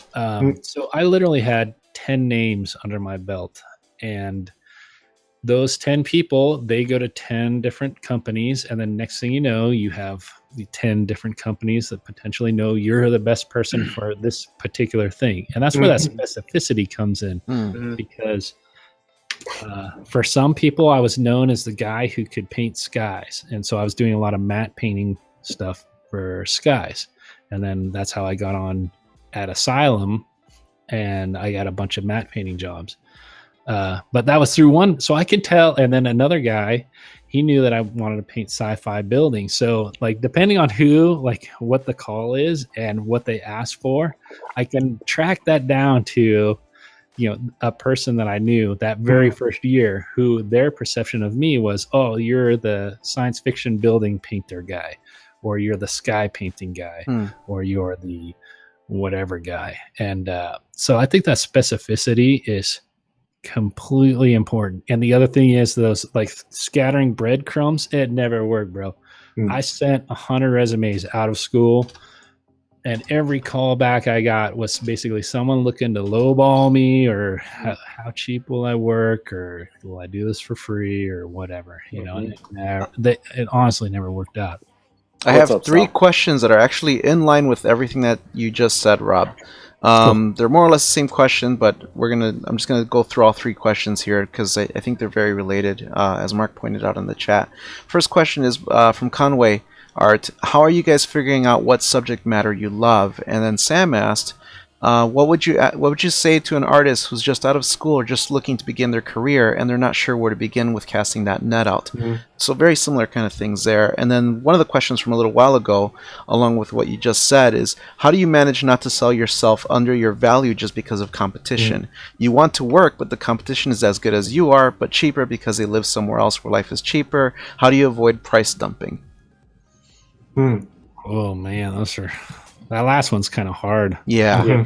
Honestly, the last one is that price dumping thing is just stick to your thing and don't let them don't let someone else's price or whatever become a detractor for how you do your thing. So that's the only thing that can happen out of that is you lowering your price or worrying about them or whatever, worrying about all that. It's just the detraction from getting the job done and getting it done as well as possible. And on a side note, in that 30,000 hour club or 40,000 hour club, I think it's just 10. Easy there, killer. Yeah. Sorry, bro. 10 was like 1998. So they're overkill there. But at that my buddies that are in the 30,000 hour club in film, there's if you underprice, put it this way, you can't underprice and look like a professional at the really high end. The people that will like cut themselves down in price. Okay, let's step back a second. Many directors, many project managers aren't really artistic themselves. They can see good art and they can judge like what's good, what's bad. Burn. So one of their sometimes they can't, sometimes they can't. But what they can judge is your price. And so a lot of times they will assign how good you are to the price you bring to the project. So even though there's two people with equal art and one's a price cutter, there's a big chance that the director might be like, that's weird. Like, cheap guy, like we're not a cheap project. Right. We're going to take the expensive girl because she's obviously better because her price is better and she has more confidence and has confidence in herself. So there's kind of like a wave. And so to go back to the 30,000 hour club, if you try to get on AAA film or something like that, and you have a low price, you're not going to get in. And I even got talked to because I thought my price was good enough for a project. And my buddy was like, dude, you have to raise your price or you're just not going to look like a pro. And so that was one of my bigger raises was like, oh, shoot, my art didn't get any better. But the recommendation was like, people won't take you serious if you don't take yourself serious when you price yourself. So just be fair. And the flip side of that is don't overcharge someone.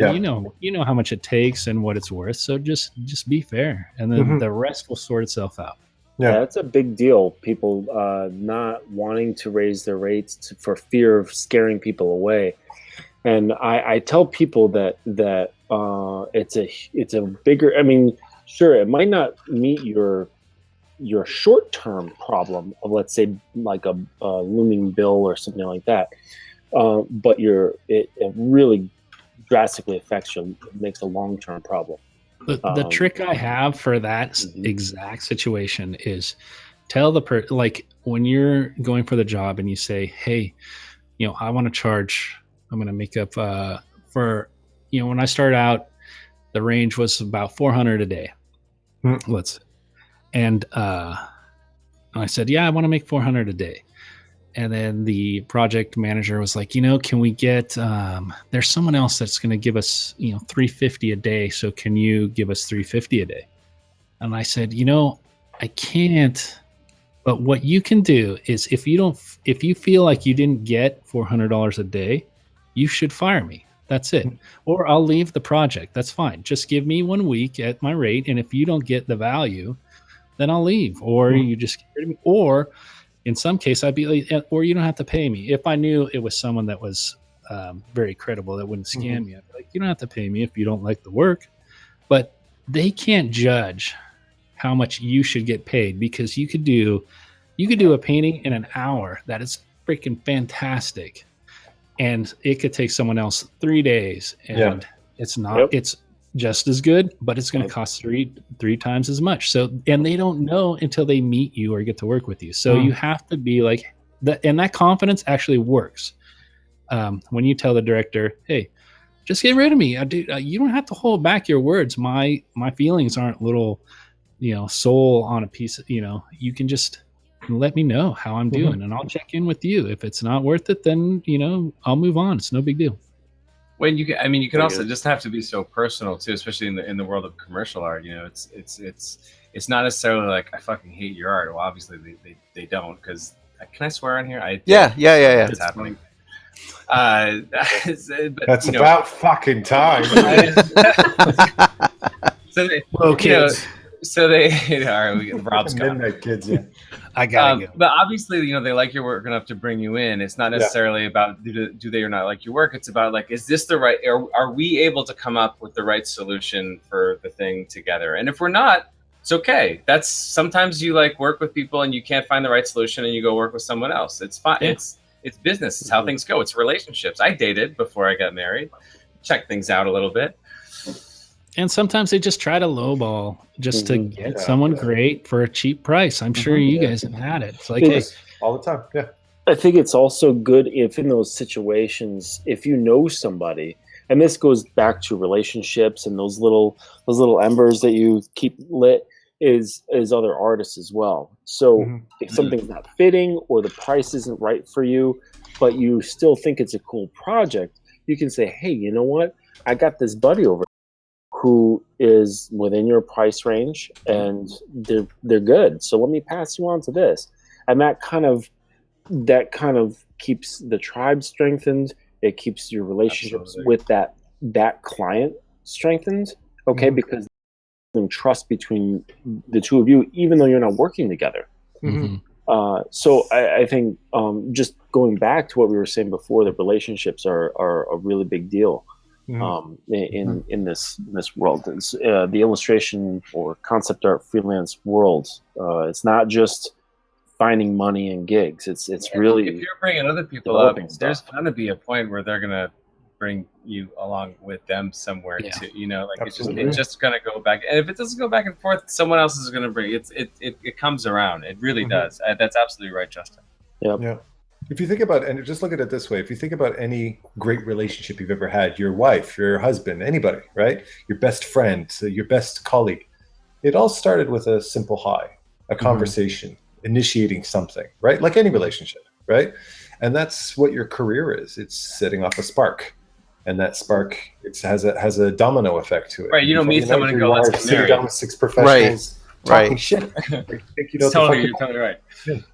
Yeah. I'm still amazed people think I know what the fuck I'm doing. I think I know what I'm doing. It's amazing. Dude, I got the same feeling. I'm like, why these guys ask me to be on their thing? I don't know. The older you get, who is it that said it? Because the older you get, the less you think you know. Yeah, but there's all these kids taking notes on everything I'm saying all the time. I'm like, it's the same bullshit I said 20 years ago. Yeah. Wait, let me get this down. Hold on. Yeah.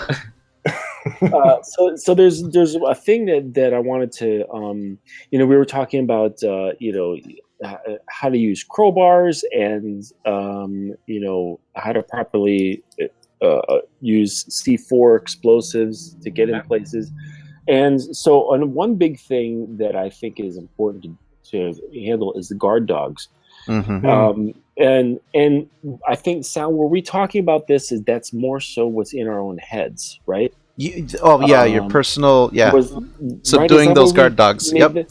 Yes, your personal demons, like lack of confidence, not feeling ready, all of those types of things. Right. So getting into this, one of the biggest things is emotional, right? So we're talking about all these external things, right, that are really useful. But if you don't have yourself kind of, on point inside, all that gaining those relationships, they'll come off fake. Trying to get the clients, it'll be fake. Yeah. Like it won't work out.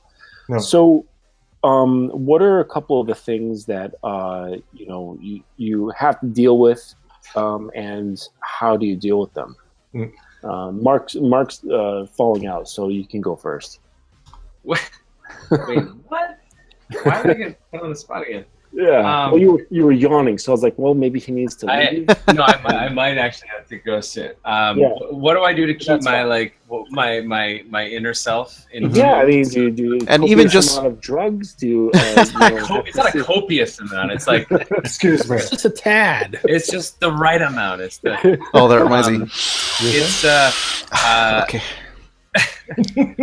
So what do you do to fight off self-doubt and keep? Oh man, I mean, this is so.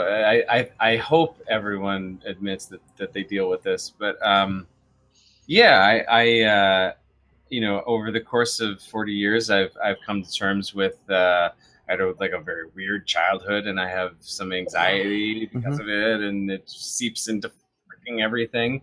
And I've dealt with it in a lot of different ways. I've gone to therapy. I have a great therapist. I highly recommend her if you're in New York and you want someone. I got a good rec. I've tried medication for anxiety. I've tried all kinds of things, but the things that I've found that work, that are more sustainable, like therapy is it's good. It's not necessarily sustainable. It costs a lot of money and etc. Drugs, prescription drugs, ladies and gentlemen, or other drugs, like none of that stuff is sustainable. The things that I've tried that really do help, that when I actually do them help me, is really, and this is whatever it sounds like, things like meditation, things like I did go to a men's circle for 4 years where I got to go toe to toe with myself and get face to face with myself and really look at myself and figure out like what's so fucking scary in there. Just as we were getting into the stuff about drugs. See, well, that's good. Yeah, good timing. All right. Just give me a second. Hopefully, yeah, let you top up there. Okay, can you guys see this now? I'm not seeing the stream. Maybe I should. I don't see. I'm looking at the stream over here. I don't see. Make sure I turn it off. All of a sudden. Looks like it might be. Oh, maybe I need to refresh. No, I'm not yet. I'm not seeing it yet. Should I refresh? Hold on. Hit play again. Oh, I got an ad. This guy flipping burgers. Awesome. That's not us. We're not flipping burgers. Looks like Red Armist. I've got the live. Oh, someone says it's working again. Okay, great. Yep. I just did a quick stop and restart on it. So yeah, we're talking about the anxieties, both stuff that comes from childhood, growing up, all of those types of things, as well as anxieties that come with trying to do this professionally. For whatever reason, it is true that most, if not all, artists deal with some sort of anxiety or depression or self-doubt or whatever it is. Things like therapy and prescription medication certainly can help if you're in a sharp place, and I've been there. But the things that help, the drugs part, I was joking. The thing about someone's on the chat. Don't watch chat at the same time, dude. I'm trying to. The things that I've found that really, really, really help are the things that you can sustain. It's like, so I think about it like exercise. I mean, it's exercise of the mind, right? It's like, I know all these people who are like January 1st, they're like, I'm going to get in shape. I'm going to go to the gym for an hour and a half a day, 5 days a week. And they do for like a week, maybe, if that, and then it's done, because they try to go all in too hard. It's a sea change and it doesn't work. So the things for me is like sort of like easing into some of these things. Like if you want to try something like, meditation, try just sitting quiet. Like when you're waiting for the bus, try just closing your eyes and taking 5, deep breaths. Yeah. That counts, ladies and gentlemen. If you are present, if you are present to that as something that counts for your self-worth, self-health, something. Self-care. Self-care. Thank you. And I do that. I have a on and off meditation practice. I have lots of little practices during the day where I just try to stay present to the fact that like, this is me, this is my life, this is my island. It's a good island. I like what's on the island. I maybe am moving towards this other island, but this is what's happening now. We have 2 mantras in my marriage. One, because we used to go to Burning Man, if anybody knows Burning Man. And when you're out at Burning Man, you're in the middle of the desert and you've brought all your stuff. You hope, because if something goes wrong, there's no store to like go get some more stuff. There's just like, shit, no one brought the sound system. I guess we'll go, I don't know, find one. So the 2 mantras are, one, this is the thing that is happening. This is just what's happening right now. And this is so useful to me when like someone is like a client's getting mad at me or whatever. I'm like, this is just the thing that's happening now. This is the thing that, and it's okay because it's not the thing that was happening before. It's not the thing that's going to happen next, but this is just the thing that's happening now. And the other mantra is something will happen. No matter where you are, no matter what situation you're in, something will happen. It may be the thing you want. It may not be the thing you want, but something will happen. Things will progress in some way. Nothing's going to not happen. There's a lot. I mean, yeah. So in answer to, it's sort of to dial this back down to like, what do I do in terms of self-care? You know, I do exercise. I do all my exercise right here at home. But I take breaks for exercise. I make sure that I spend time with my kids. I really don't work on weekends. You know, I have these spaces that I've carved out. Like Adam said, I have these spaces that I'm like, these are mine and this is what they're for. And when I'm in these spaces, I am really present to those spaces. So one practice that I just started recently that I really like is getting up in the morning. I don't look at my phone for the first half hour, definitely, maybe an hour. Like I don't look at my phone. I don't take it out of my pocket. You know, my wife, she gets up in bed and she's already on her email, and it's fine. That's her. But I get up and the phone is not, I'm not in it yet. And it has helped me immensely. Like my anxiety levels are so much lower. My sense of well-being, my sense of confidence, it's all on the uptick just from this one small practice. Yeah. Yeah. Someone Sam actually mentioned mindfulness exercises. Being a good way for that. Breathing exercises are another big one for me. I mean, there's times that, you know, you're working through a document or an illustration and you've got a ton of layers going and you kind of hit a bit of a wall. I find that sometimes just, you know, the whole thing about walking away and then looking at it again with fresh eyes after 5 minutes, I say it's the same way just for in terms of like managing your emotional health that way as well. It's like, go do a breathing exercise, you know, because maybe you're in your own way at that point. Yeah. Yeah. I would add to that as well is not only because I like what Mark was saying. He's really tackling the fact that our emotions, that's one of the things that artists have to deal with that a lot of other professions don't. We're as much emotional as we are technical, right? Right. And that's why we do video. That plays a very big role in how we perform every day.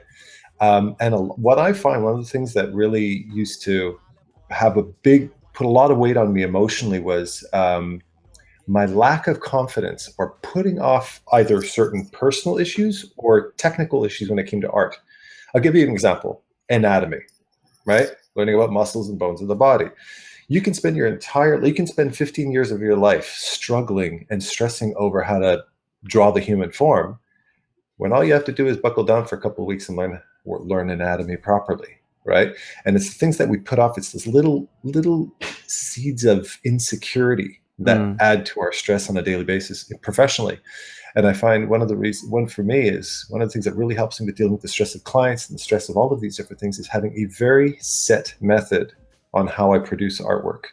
So like the whole process of creating a rough, preparing the rough, delivering that, making sure it's, you know, it's covering all the bases, bringing it back, getting my reference together, how to compile the composition, how to render, so how to color it. Everything is a confident process. So if you have that confident process, you're not stressing out over the fear of what you're screwing up. And the same thing trickles into your personal life, right? Finances. A lot of artists are really good at drawing, but they really suck at balancing the books, right? Because we usually don't have money to balance it. So when you do have money, you're like, oh, fuck, what can I buy? You know? Yeah. Because you never have money to Let's go to Burning Man. No, wait. Let's go to Burning Man. I'm investing in my future. But I'm sure we can all relate. But that's the thing. So it's learn a little bit about money, learn a little bit about business, learn a little bit about programming, learn a little bit about all these other things. You know, Mark, you were saying how you came from a programming background. How much have you benefited from your programming background as an artist? You know, with your website, you know, with the whole business you've got and everything like that. I mean, think about how much of a burden you saved yourself by just picking up a skill like that, right? So there's a lot to be said there. You know, just if you have holes in your learning or if you have holes in your life, fill them right now. Don't put it off, because you'll put it off for 20 years. Take it from a 40-year-old, you know, you'll put it off. So remember that stress accumulates. Stress you really are the body. 41. Jesus. Oh yeah. I'm an old geezer. I thought Rob, I really did think the 27 thing was real. I know he looks 27, bro. Yeah, ridiculous. overexposure. Youthful attitude. Yeah. Just Well, turn Rob, up Rob, what do you do to fight off the I'm right demons? with you, Adam, but I want to hear what Rob says. I liked Adam's thing about the process. I think I trust the process. I know that if I have a good, here's a saying that I have for myself. If you can paint a rock well, then you can paint a boulder well. If you can paint a boulder well, then you can paint a mountain well. And if you can paint a mountain, then you can paint the entire landscape. But it all comes down to you have to paint the rock well. That's awesome.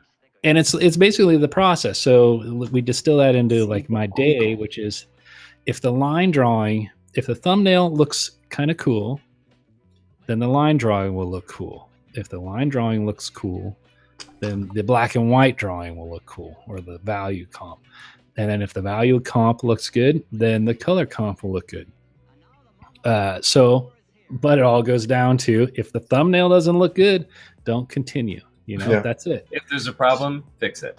It's all at the beginning. And I think that's where so many young artists get screwed up, is because they envision this grand, amazing image in their head, and then they do a thumbnail, and then they move on to the line drawing, but they never met what the thumbnail was supposed to be of that grand vision. So everything that comes after that bad foundation is going to never live up to expectations. So I've learned over the years, like, get that foundation as solid as possible. Now, all that said, that doesn't mean I don't have a panic attack and sit at my desk and cry, every 3 or 4 days, because it's just not as good as I want, dude. I mean, you haven't lived until you have not thrown up over a painting, until you're wiping cried tears off in your front of head. your Sasha, literally. Sasha says, flip the canvas. If that doesn't help, to make a handstand and then do a head spin.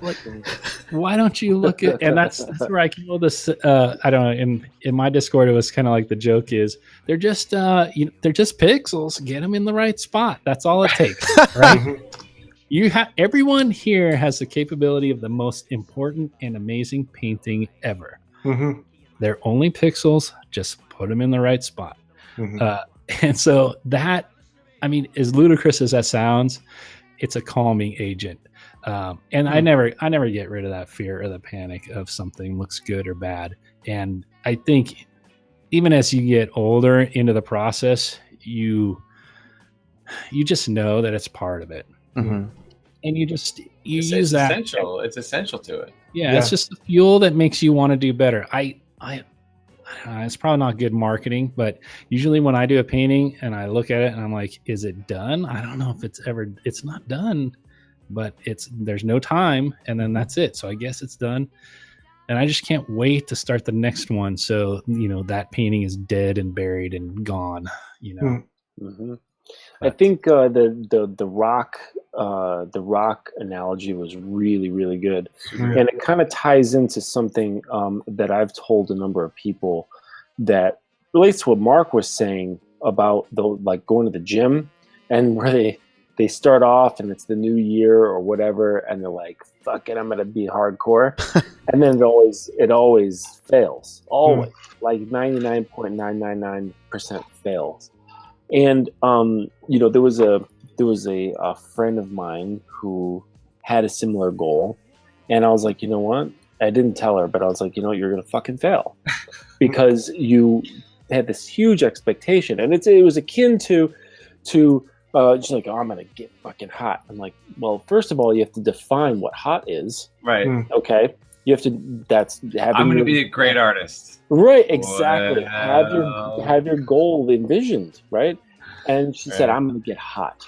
And then she laid out the program, and I'm just like, dude, this is for like an athlete that's been at it for 5 years.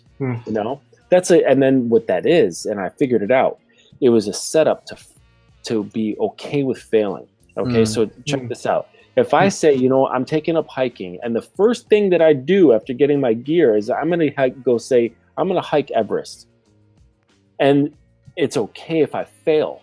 because Right. it's fucking Everest. It's an excuse Right? in and of itself. Right. So it's like, well, it's okay. I didn't make it. I didn't even make it quarter up the mountain because it's Everest. Right. Mhm. Now you can be okay with yourself and failing and giving up and saying, okay, I didn't do the Get Hot program. I didn't get to be Frazetta. Right. But if you set a goal of like, well, I'm not going to do that. I'm going to do the Catskills. Okay. I'm not going to do the Himalayas. I'm going to do the Catskills. And that's really achievable. Right? It's totally achievable, and it's just beyond your level of ability. You know, it's just beyond your level of comfort. So instead of saying I'm going to get hot, you just say, well, you know, I'm going to try to get to the gym twice this week.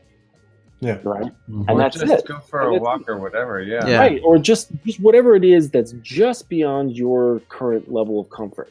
Yeah, but I think the rock, the exercise, this, you know, this, I think with all of this, having for your emotional health, for your artistic health, for your career health, I think having, you know, I like to take things down to daily practices as much as I can. So if there's anything that I can kind of put into a daily practice, the current work that I do came out of a daily practice of just saying, okay, I need to draw every day, so I'm gonna hit the coffee shop on the way home.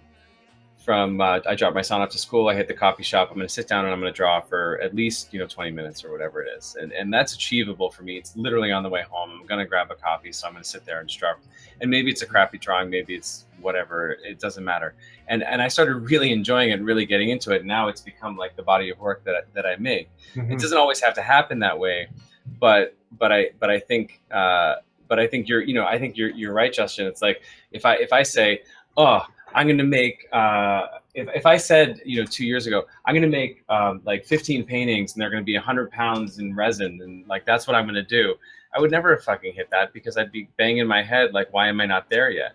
But it was so easy for you to give up on it, and you feel fine with it. Be like, oh yeah, it was way beyond my level. No, That's absolutely. cool. Absolutely. I mean, I in a sense, it's in our best interest that we have no idea where we're going. Right. But that we're going regardless. I mean, Amen. Something is happening. Sal asked us the question, or Sal had mentioned at the beginning. He said, like, what's our legacy? What are we leaving behind, right? And I think about that often. I imagine myself, in my coffin, and for some reason I picture myself mummified. Don't ask. But I picture myself in my coffin, and because I was at a funeral, a funeral of a friend of the family's last year, and I'm sitting there going, this woman had incredible depth, and she was funny, and she was interesting and everything, but this fucking funeral was so generic. It was like, some stupid slideshow with some cheesy music, and I'm sorry, it's just this empty beige room, and it made me think to myself, fuck, we're celebrating a person's life here. And I thought, what's going to happen when I'm lying in my coffin? What are people going to say about me? Well, think about it. For all the struggles and stresses that we deal with, we might not have the stability of an accountancy job, or working as a lawyer, whatever the case might be. At least not at the early stages of our career. But nobody ever has perfect stability. But look at Marc's studio.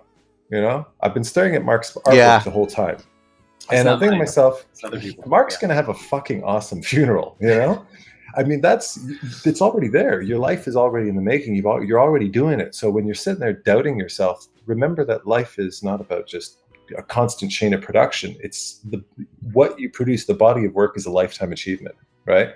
And, you're going to have months of poverty, and you're going to have months of bliss, and you're going to be super productive and doing your best work. And then you completely forget how to draw altogether, and you're going to be full of self-doubt. But in the end, look what you got to show for it. And the whole idea, how he'd said, just get into the gym, like you just mentioned, just making that New Year's resolution to go to the gym. The goal is not to go to the gym. The goal is not to stop. Right. Going to the gym. Oh, yes, that's the thing. Right? Absolutely. Hey, do we have my funeral here, by the way? Sure. That can be You arranged. want this to be it? On Twitch. This is it. No, but that's chat, it's like you're all it's not invited. I hate that it's a journey, not a destination. I hate that phrase. But Yeah. I There it just is. said it. Yeah. like it's to not stop. Adam, you're totally right on. It's like it's to not stop. It's the exercise thing is great. It's like I don't say, okay, I'm gonna get fit and then I'm done. like you have to also eat right the next day, and you have to exercise at some point again, and like it does, you have to keep it kind of going. And even if you do that the same way, or you rotate and whatever, and Jen saying in the chat, it becomes your way of life. Even if it does become your way of life, your body's going to change, your art's going to change. Your what you're creating is going to change, and you have to be flexible with that. Like I am also getting older, and like my body is changing, and the things don't look exactly the same way that they used to. And like, I'm just, I'm getting good with that. I'm finding beauty in that, in myself. I'm a little bit of a fitness junkie, but also, but also with my art too. Like, I'm not making this year what I was making 3 years ago, and I'm working with what I got. Yeah. Right. Yeah. But I'm still working. Like Adam said, it's like, I don't know where I'm going, but I'm going. Yeah. And you just get better at it. So there's no, kind of what I brought up at the very beginning, that there's no real magic bullet. And it's kind of trying to find yourself, as like silly as that sounds, but being okay and learning good coping mechanisms for when you're freaking out. So as far as like a maybe a brass tacks sort of question for, I think, a number of people, say you've got somebody who's got a day job, and they want to get into, or get out and get into freelancing. What's a not a non-metaphorical, non-philosophical like bit of advice for somebody who they want to get out of their factory job, because when they get home they just draw and they really want to do that? What's maybe a preparatory thing before getting out onto this this weird adventure? Work extra hours and find some clients before you leave. Like, have clients before you leave. That's good. I mean, I think it's up to you how many, and if you want to have savings and everything else, but you don't just like say, okay, I'm leaving and I'm going to go find some clients. You find some clients, you like stretch yourself a little bit. You're working maybe longer hours. Maybe you don't see your family as much, and then you move. But you don't necessarily just jump, because you may. I know people who have like taken that first job and been like, you know what, I'm good, and that's fine, and that's great. That's for them. Yeah, when we were, or when I was trying to break in or just become an artist, I remember carrying notebooks around with me, and I took a job as overnight security. And so if you find yourself, if you hate your day job like I did, you basically bring that notebook on lunch times and coffee breaks, and then sneak in sketches. And if you're overnight security, it's a fantastic job, because you just sit in a room and draw all night, and just listen for an alarm. Yeah. I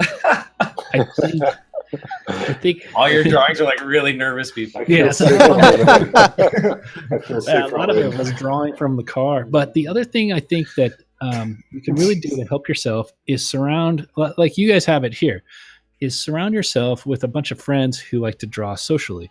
So if your social life is also drawing. So me, my friends and I, we used to meet on Friday nights and Saturday nights and draw in coffee shops, or plan, because we were doing graffiti at the time, so we were playing our burners or whatever. But we basically just made our off time a way to draw or do our work, and still kind of like have a double duty. It was also socializing, and it was also getting better. So if you can find a way to like sneak that art in all sorts of facets of your life, then you can get better and not have it be at the cost of paying rent or, paying your bills. That said, it's, like, how do you find a client when you're working full time?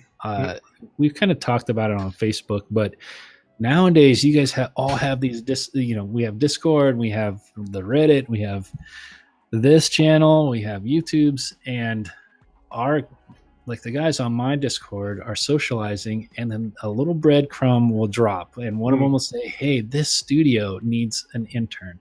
Yeah. And I think we're honestly at like 4 or 5 people who have kind of helped each other, and they all have day jobs and they've helped each other. But then I'll get a private message like, dude, I got I got 2 days a month as a real concept artist, you know, and it's like the proudest day of my life. It's like, oh my, and I just found out actually that 2 guys picked up really small little contracts, but it's those little breadcrumbs that they have to foster. It's up to them, you know, they have to deliver the value, but they're working full time and they got that one little opportunity that they're going to just knock the shit out of it. And I told them, you know, work as hard as you can on it and tell them it took you an hour or an hour and a half, you know. And eventually you get enough breadcrumbs that you can make a cookie. And then eventually you have enough cookies that you can make a cake. And once you have your cake, it's like tiny bit by tiny bit and just add those little things. And, you know, it's not easy, not going to lie. But if you love it, it's not work. So it's kind of like, I don't know, people, I don't know how much if I tell people that ask me like, how do I get started? And I say, well, just start drawing 3-4 hours, you know, every couple of days. Then they go, what? I'm like, well, yeah, but you have lunchtime, just sketch a little there. You know, you have your buddies, you should be sketching at least in a coffee shop once or twice a week, you know, just for fun. Yeah. And then it's those little buddies that you make in the coffee shop and the buddies you make here, like, you know, the Twitch followers in here. So I'm curious, like chat right now, they should be making little miniature relationships, and someone is going to be a friend of someone right here in chat. And they don't know. My producer might be watching right now because he's like, what the hell is Rob doing on Twitch right now? Hey, don't do that, bro. You're fucked. You can also burn bridges. I'm really sorry. Yeah. Just do my drive. But you never know. It's like all of us here, like we have a synergy. There's 19 in chat. There's 6 of us here. So that's right this second is 29, whatever 19 plus 6 is. But it's a multiplicative. Like if someone all of a sudden is really good at typography and then someone else needs a tattoo in chat right now, they should be mentioning to each other like, hey, well, let me see what you got. And then, you know, that's how you do it. But it won't happen unless you can draw a cube, and it won't happen unless you take inserting art into your free time as much as possible. Seriously, you know. So draw a lot. Don't quit your day job. And it doesn't have to be painful. Like I love drawing. That's a fun, weird thing to me is when I tell someone like, yeah, you know, go, you know, do your day job and then draw for a couple hours, and then so they'll come back to me like, I can't work 10 hours, and I'm like, it's not work, it's art. You love it. And so honestly, I guess kind of like don't complain. If it feels like work before you're getting paid for it, you should maybe not do it. But a red flag is if you don't like drawing an hour a day outside of work, then you know it's that should be right. To like draw 12 hours a day when it's, you know, your whole work. So the same thing over and over and over until you want to throw up and you never want to see it again, and do that for a week straight. It shouldn't be painful. That's if it's painful, you know, that's where the island comes in. If you're pointing to an island and everything you're running into is painful, it's time to think about if that's the island that you want to point for, right? So you'll know if you're pointing in the right direction because it won't be painful. It'll make you fearful because you want it so much. It'll make you feel pressure because you want to be good at it and it's your only choice. But if you know that it's your only choice, it won't be painful. You will love it. It's a love and a fear, and it is like, I don't know, you'll know when you feel it. Know when you feel it. Yeah, if it's painful, then it's like drawing for me has never been painful, but like as in I don't want to do it. It has been hurtful as in like I'm trying to draw something, I'm like, God damn it, this finger doesn't look right or something, or like how come I can't draw 2 pupils that look at the same place, you know? Or a monster made of feet or something. Right? So like those moments, but that's just that's a personal thing. That's not the journey. The journey is, you know, you should love the path. Well, Adam, what about you? And I think after this, Mark might need to step out. Yeah, I've actually got 2 minutes myself. So so go ahead. What's a quick bit of advice for somebody who wants to quit their day job and get going? Okay. My first piece of advice would be realize that the world has changed. Freelance does not need to, I used to think freelance meant, or it actually did mean, getting a gig, right? It meant, getting a contract for something, and hopefully that contract could lead to long-term.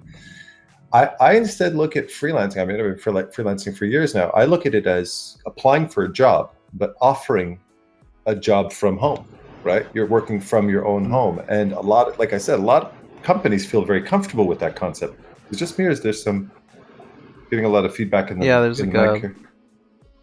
Yeah, fan noise or something. I didn't know if it was me or not.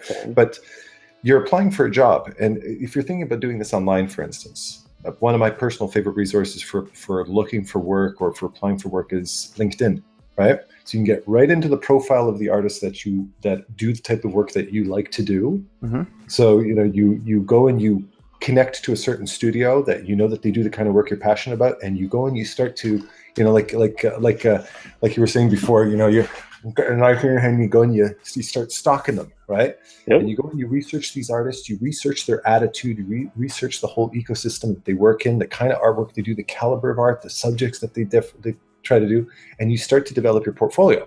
If you're working a day job, my personal suggestion is what Bobby Chu said: never work an artistic day job. At least not an artistic day job that you don't like, because that'll suck your creative energy out. I'd much rather work as a waiter or, security guard, confide a security guard that actually watches the cameras. Yeah. Hey, what are you going to do? Whatever. They're dead now anyways. But yeah.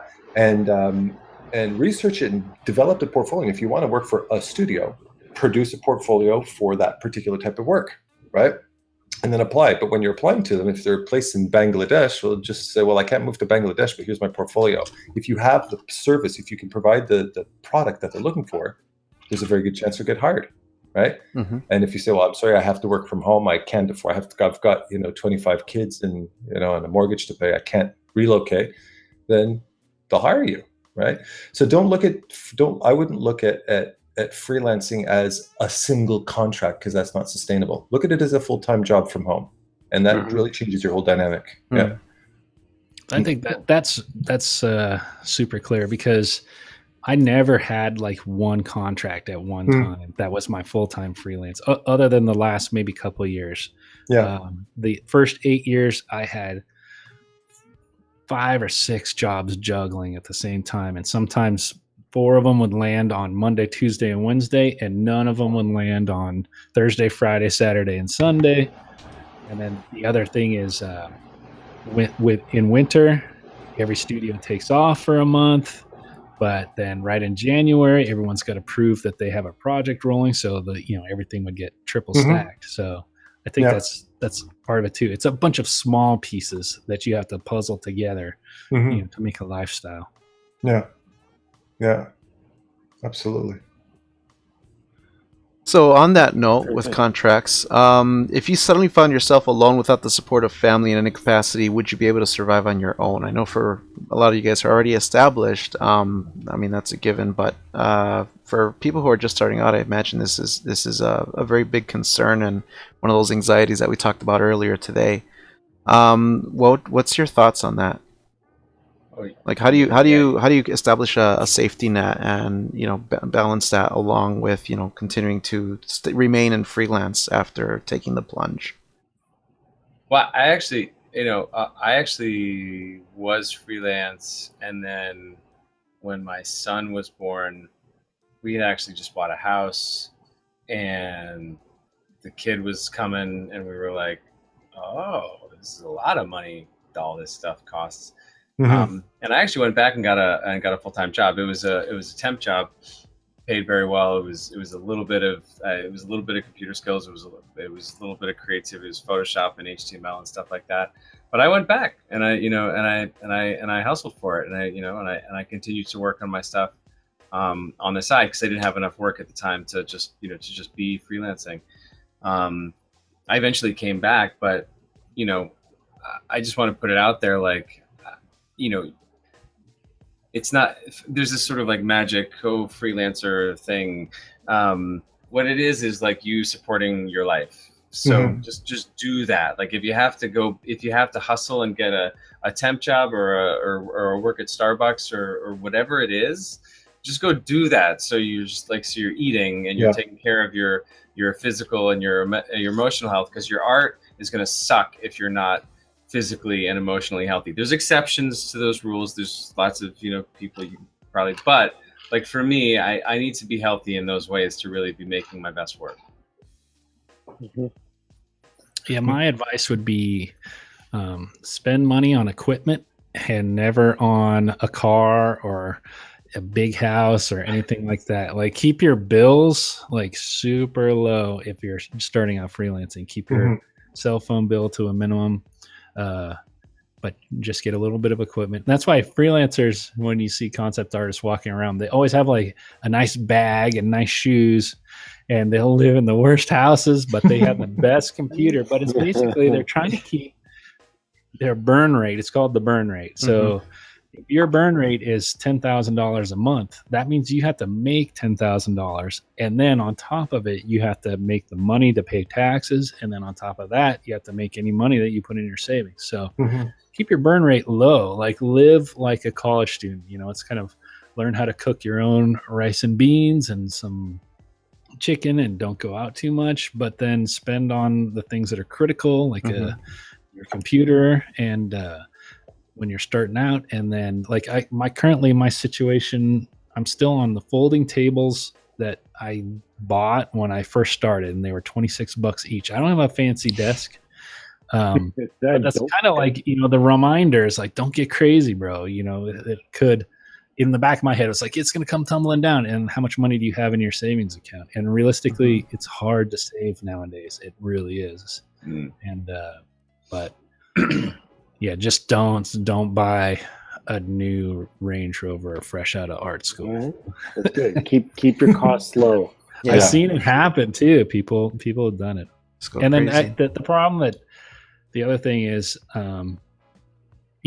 a lot of the jobs are in LA or Santa Monica or something where rent is like extremely expensive. So if you're freelancing, live in an affordable area, and then keep that nut down. Don't move into Santa Monica until you have something that you can start affording. $2,000 rent for a 1-bedroom studio or something like that.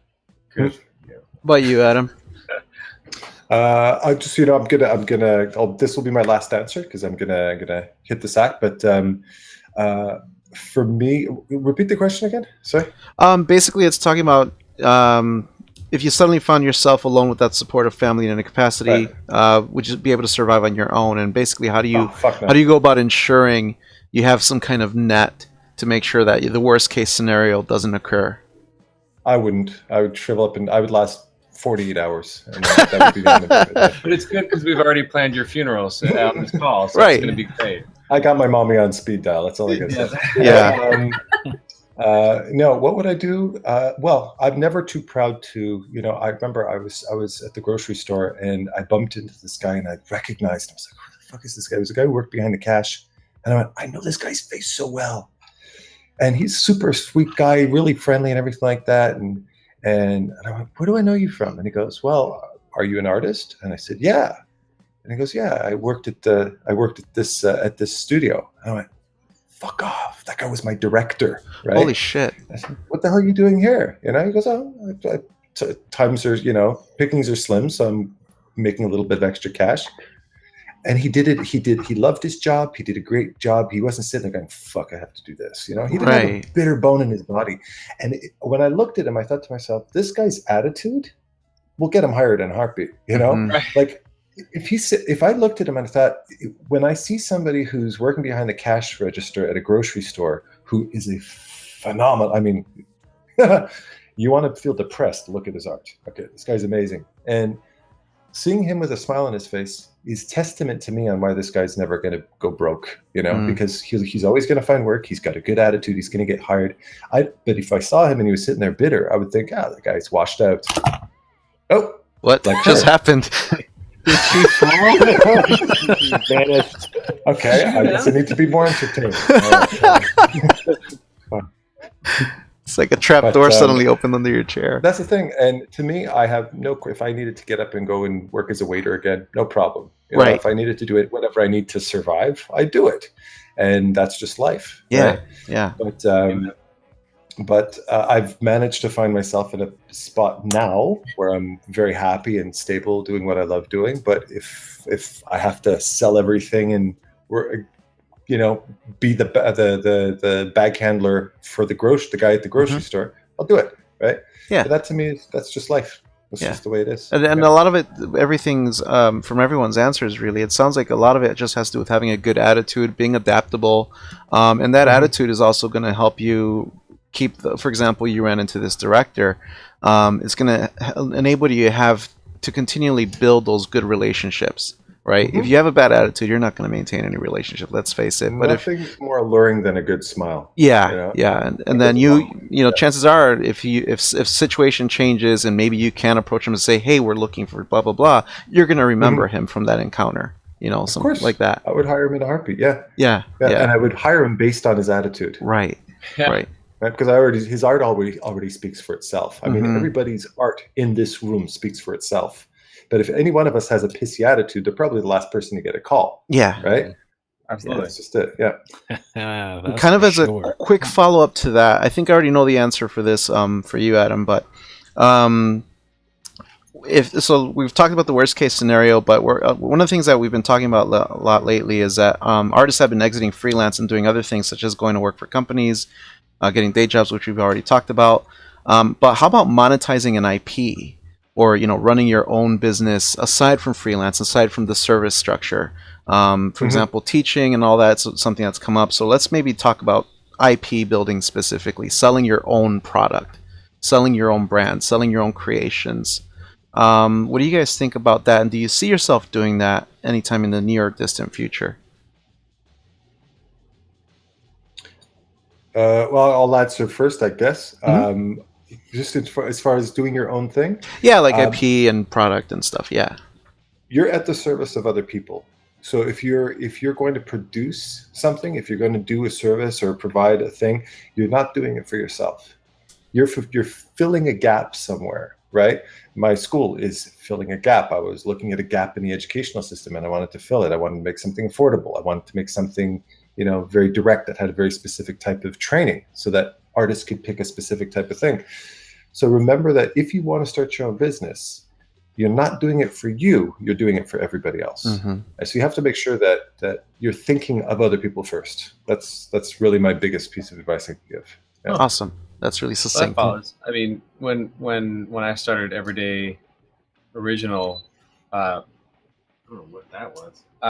When I started Everyday Original, it had very little to do with me. It was about making something for other artists to have a space to create. It was about other people being able to collect. And then, in the end, we figured out a way to make it worth my time for me to actually do it. But yeah, I agree with that. I think Adam's right on. Yep. And Rob, any thoughts on that? Yeah, I've tried a few things. It's the hardest thing ever to have your own IP. I'm honestly terrible at it, and I realize that's when I want to be. That's the one I know I am where I'm supposed to be. I consider like the YouTube universe a little bit, Twitch a little bit. It's kind of like building your own IP. I've also launched several websites and helped a lot of gyms get started. And it always ends up being my ego wants me to do it, but in practical day-to-day work, it's not my thing. So I applaud anyone who can pull it off, but I can't really speak to how to do it well. I can only speak to how to not do it that well. And I don't know if you guys want to know how to do that. No, I mean, from what I've done a few like Kickstarters and other things, and I help coach people, mentor people on doing the same, and it's really. It's like another freelance career. If you're going to build an IP, if you're going to build this kind of following on one of these platforms, your own website, Kickstarter, Patreon, whatever it is, it's a garden. You water it every day. It doesn't, it's not fucking full of delicious plants on day one. It might take a year or more to build the kind of following. But I've seen people do it. I've seen guys like Jake Parker, do sketches on Instagram and suddenly be selling out Kickstarters for $100,000 every time, because he's built a following of people who just are really excited about his work. There's lots of examples of that, but it's just,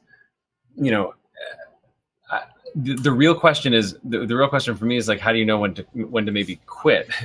maybe after a year, like you just set yourself some to be here. And that's what I did with my wife too. We said like, okay, so where do you need to be in 6 months to know that this freelancing thing is a good idea? And we were like, okay, this is what needs to be making. And we made that agreement and we hit it. But that's it. Yeah. I mean, I agree with Rob. It's a tough question to answer sort of in the abstract. Right. You better love whatever the hell you're and you better be prepared to do it for free for a long time. And like, to me, it's like weird for, I don't know. I can't imagine concept artists, at least me, being into like one world. Like I get the dopamine rush from seeing something new that's never been done before. And so I can't always draw a steampunk universe if that was going to be the IP, a graphic novel or something. I could draw one page, and once I saw it like manifest, then I would feel like, okay, it's done. What's the next thing? I couldn't draw the same thing over and over again. Yeah, you got to be okay with the slow burn. Yeah. Yeah, I need like something new, like from 8 a.m. to noon, and then something new after that, from noon to 5. All right. But I applaud people who can pull that off. It's amazing. Oh, to totally. me. It's not a superpower And that I when you hold. see them develop over the years, on whatever platform that they're showing it, it really is amazing and commendable to see those things grow. And you're like, holy shit, they're really doing this. Yeah. Yeah. It's really inspiring seeing that. Cool. All right, listen, guys. I apologize. I hate being the first person to say this, but I'm gonna run. I have to go too, Adam. Yeah, I was just about to wrap up. Oh, well, now that we're starting funeral. Sal was just about to wrap everything up. Yeah. So just a reminder for everyone who's watching, Adam Duff here in black and white on the top right corner. You can visit him at Adam Duff, that's with 2 F's, as in Frank.com. Yes. Like Duff beer, yeah. Yeah, like Duff beer. Duff man. We also have Rob Brown. Thank you so much for joining us here. And you can find Robert's website at robertd.brown.com. And then, of course, we have Marc Scheff. You can find him at Marc with a C, MARC, Scheff, SCHEFF, also like Duff.com. Be sure to check them out. I also plug their Twitter websites in the chat earlier. I'll be sure to plug those in just a minute when I wrap up with our viewers as well. But thank you so much for joining, guys. This was a really great talk. It sounds like we could just go on and on and on for hours with this stuff. Yeah, a lot of fun, man. A lot of fun. Yeah, thank you. Thank you for having me. Thank you so much. It was a real pleasure. To meet you guys in person. Yeah. In person, virtually. Thank you so much, guys. I know, which is weird though, but it seems like it's in person. Yeah. It's good. I feel like I'm in your house. Just about. Oh wait, just about. I want a sticker too. Wait up. I haven't used a sticker. What's Use my a sticker. Oh yeah, stickers. For Duff beer right there. Duff beer. There you go. Thank you so much for joining, everybody. I'll do a wrap up with the people watching and do a little quick recap and stuff. But thanks again, Mark, Rob, Adam. Real pleasure. Thank you very much. See you guys Thanks later. Thank you, guys. Have a good night. I'll see you around. It is. And Justin and Jen, I think you guys have to cut out too, right? Or yeah, it's my bedtime. Yeah. It was a really good talk. Jen, did you get a lot out of that too? Sorry, the connection issues kind of got in the way of you talking a lot. It's probably better I don't talk anyways. Nah. No, it's quite all right. Yeah. I thought it was a really successful show. It was cool because we kept dipping in and out of tangible logistics and metaphysics and philosophy. I thought that was really, really cool. Yeah. Mental health aspect, the physical health aspect, time management. Yeah, I think this was really, really strong for all of those things. that people don't often think about. I mean, the thing that most people think about is, drawing good. It's the skill side of it. It's not the, the personal management side of it. Yep. Personal care and all that stuff too. And it was good. A lot of it was really echoing some of the things that, we've been working on together as well over the last couple of weeks. Yeah. It was very, very cool. I hope to have them back again. Yeah. Yeah, actually, that was a fun bunch, actually. Mm-hmm. That went really, really well. Yeah, it's the great different flavors. I mean, Rob's always a favorite. Yeah. It was, it was like brown. It was like putting Neapolitan ice cream. Yeah. You get the chocolate strawberry. Yeah. What was his last name again? Brown. What? Brown. Yeah. Yeah, but don't do a Google image search for Robert D. Brown. Just whatever you do, don't do that. See, that's just making me want to do that.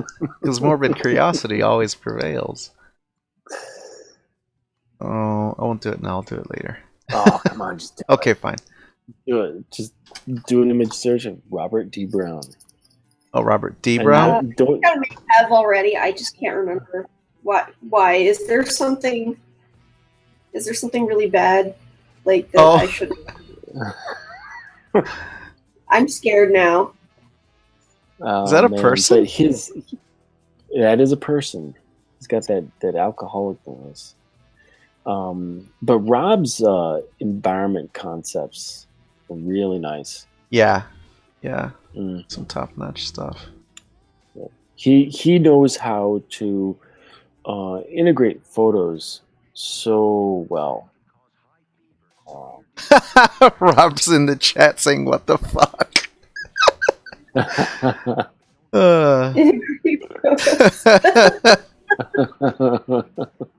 I'm just trying to find everybody. Here, I'll message you the. I'll message everything to you on Facebook.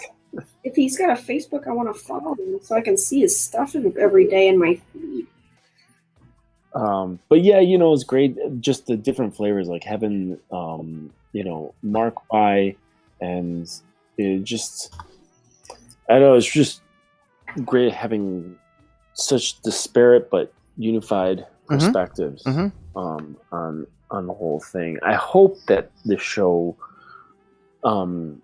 dispelled some of the mystique. The mystique, about becoming a freelancer. And relayed some of the realities of that, like it's difficult and you have to it's kind of work on yourself a little bit, and don't quit your day job. It's not right away, anyways. It's not just like a fell swoop, like you chop this thing down and then you go over there, right? It's transitioning. Yeah, I'll be like, man, I hate my day job, and people will be like, well, then just quit, and I'm like, it's not that simple. Yeah. Do that.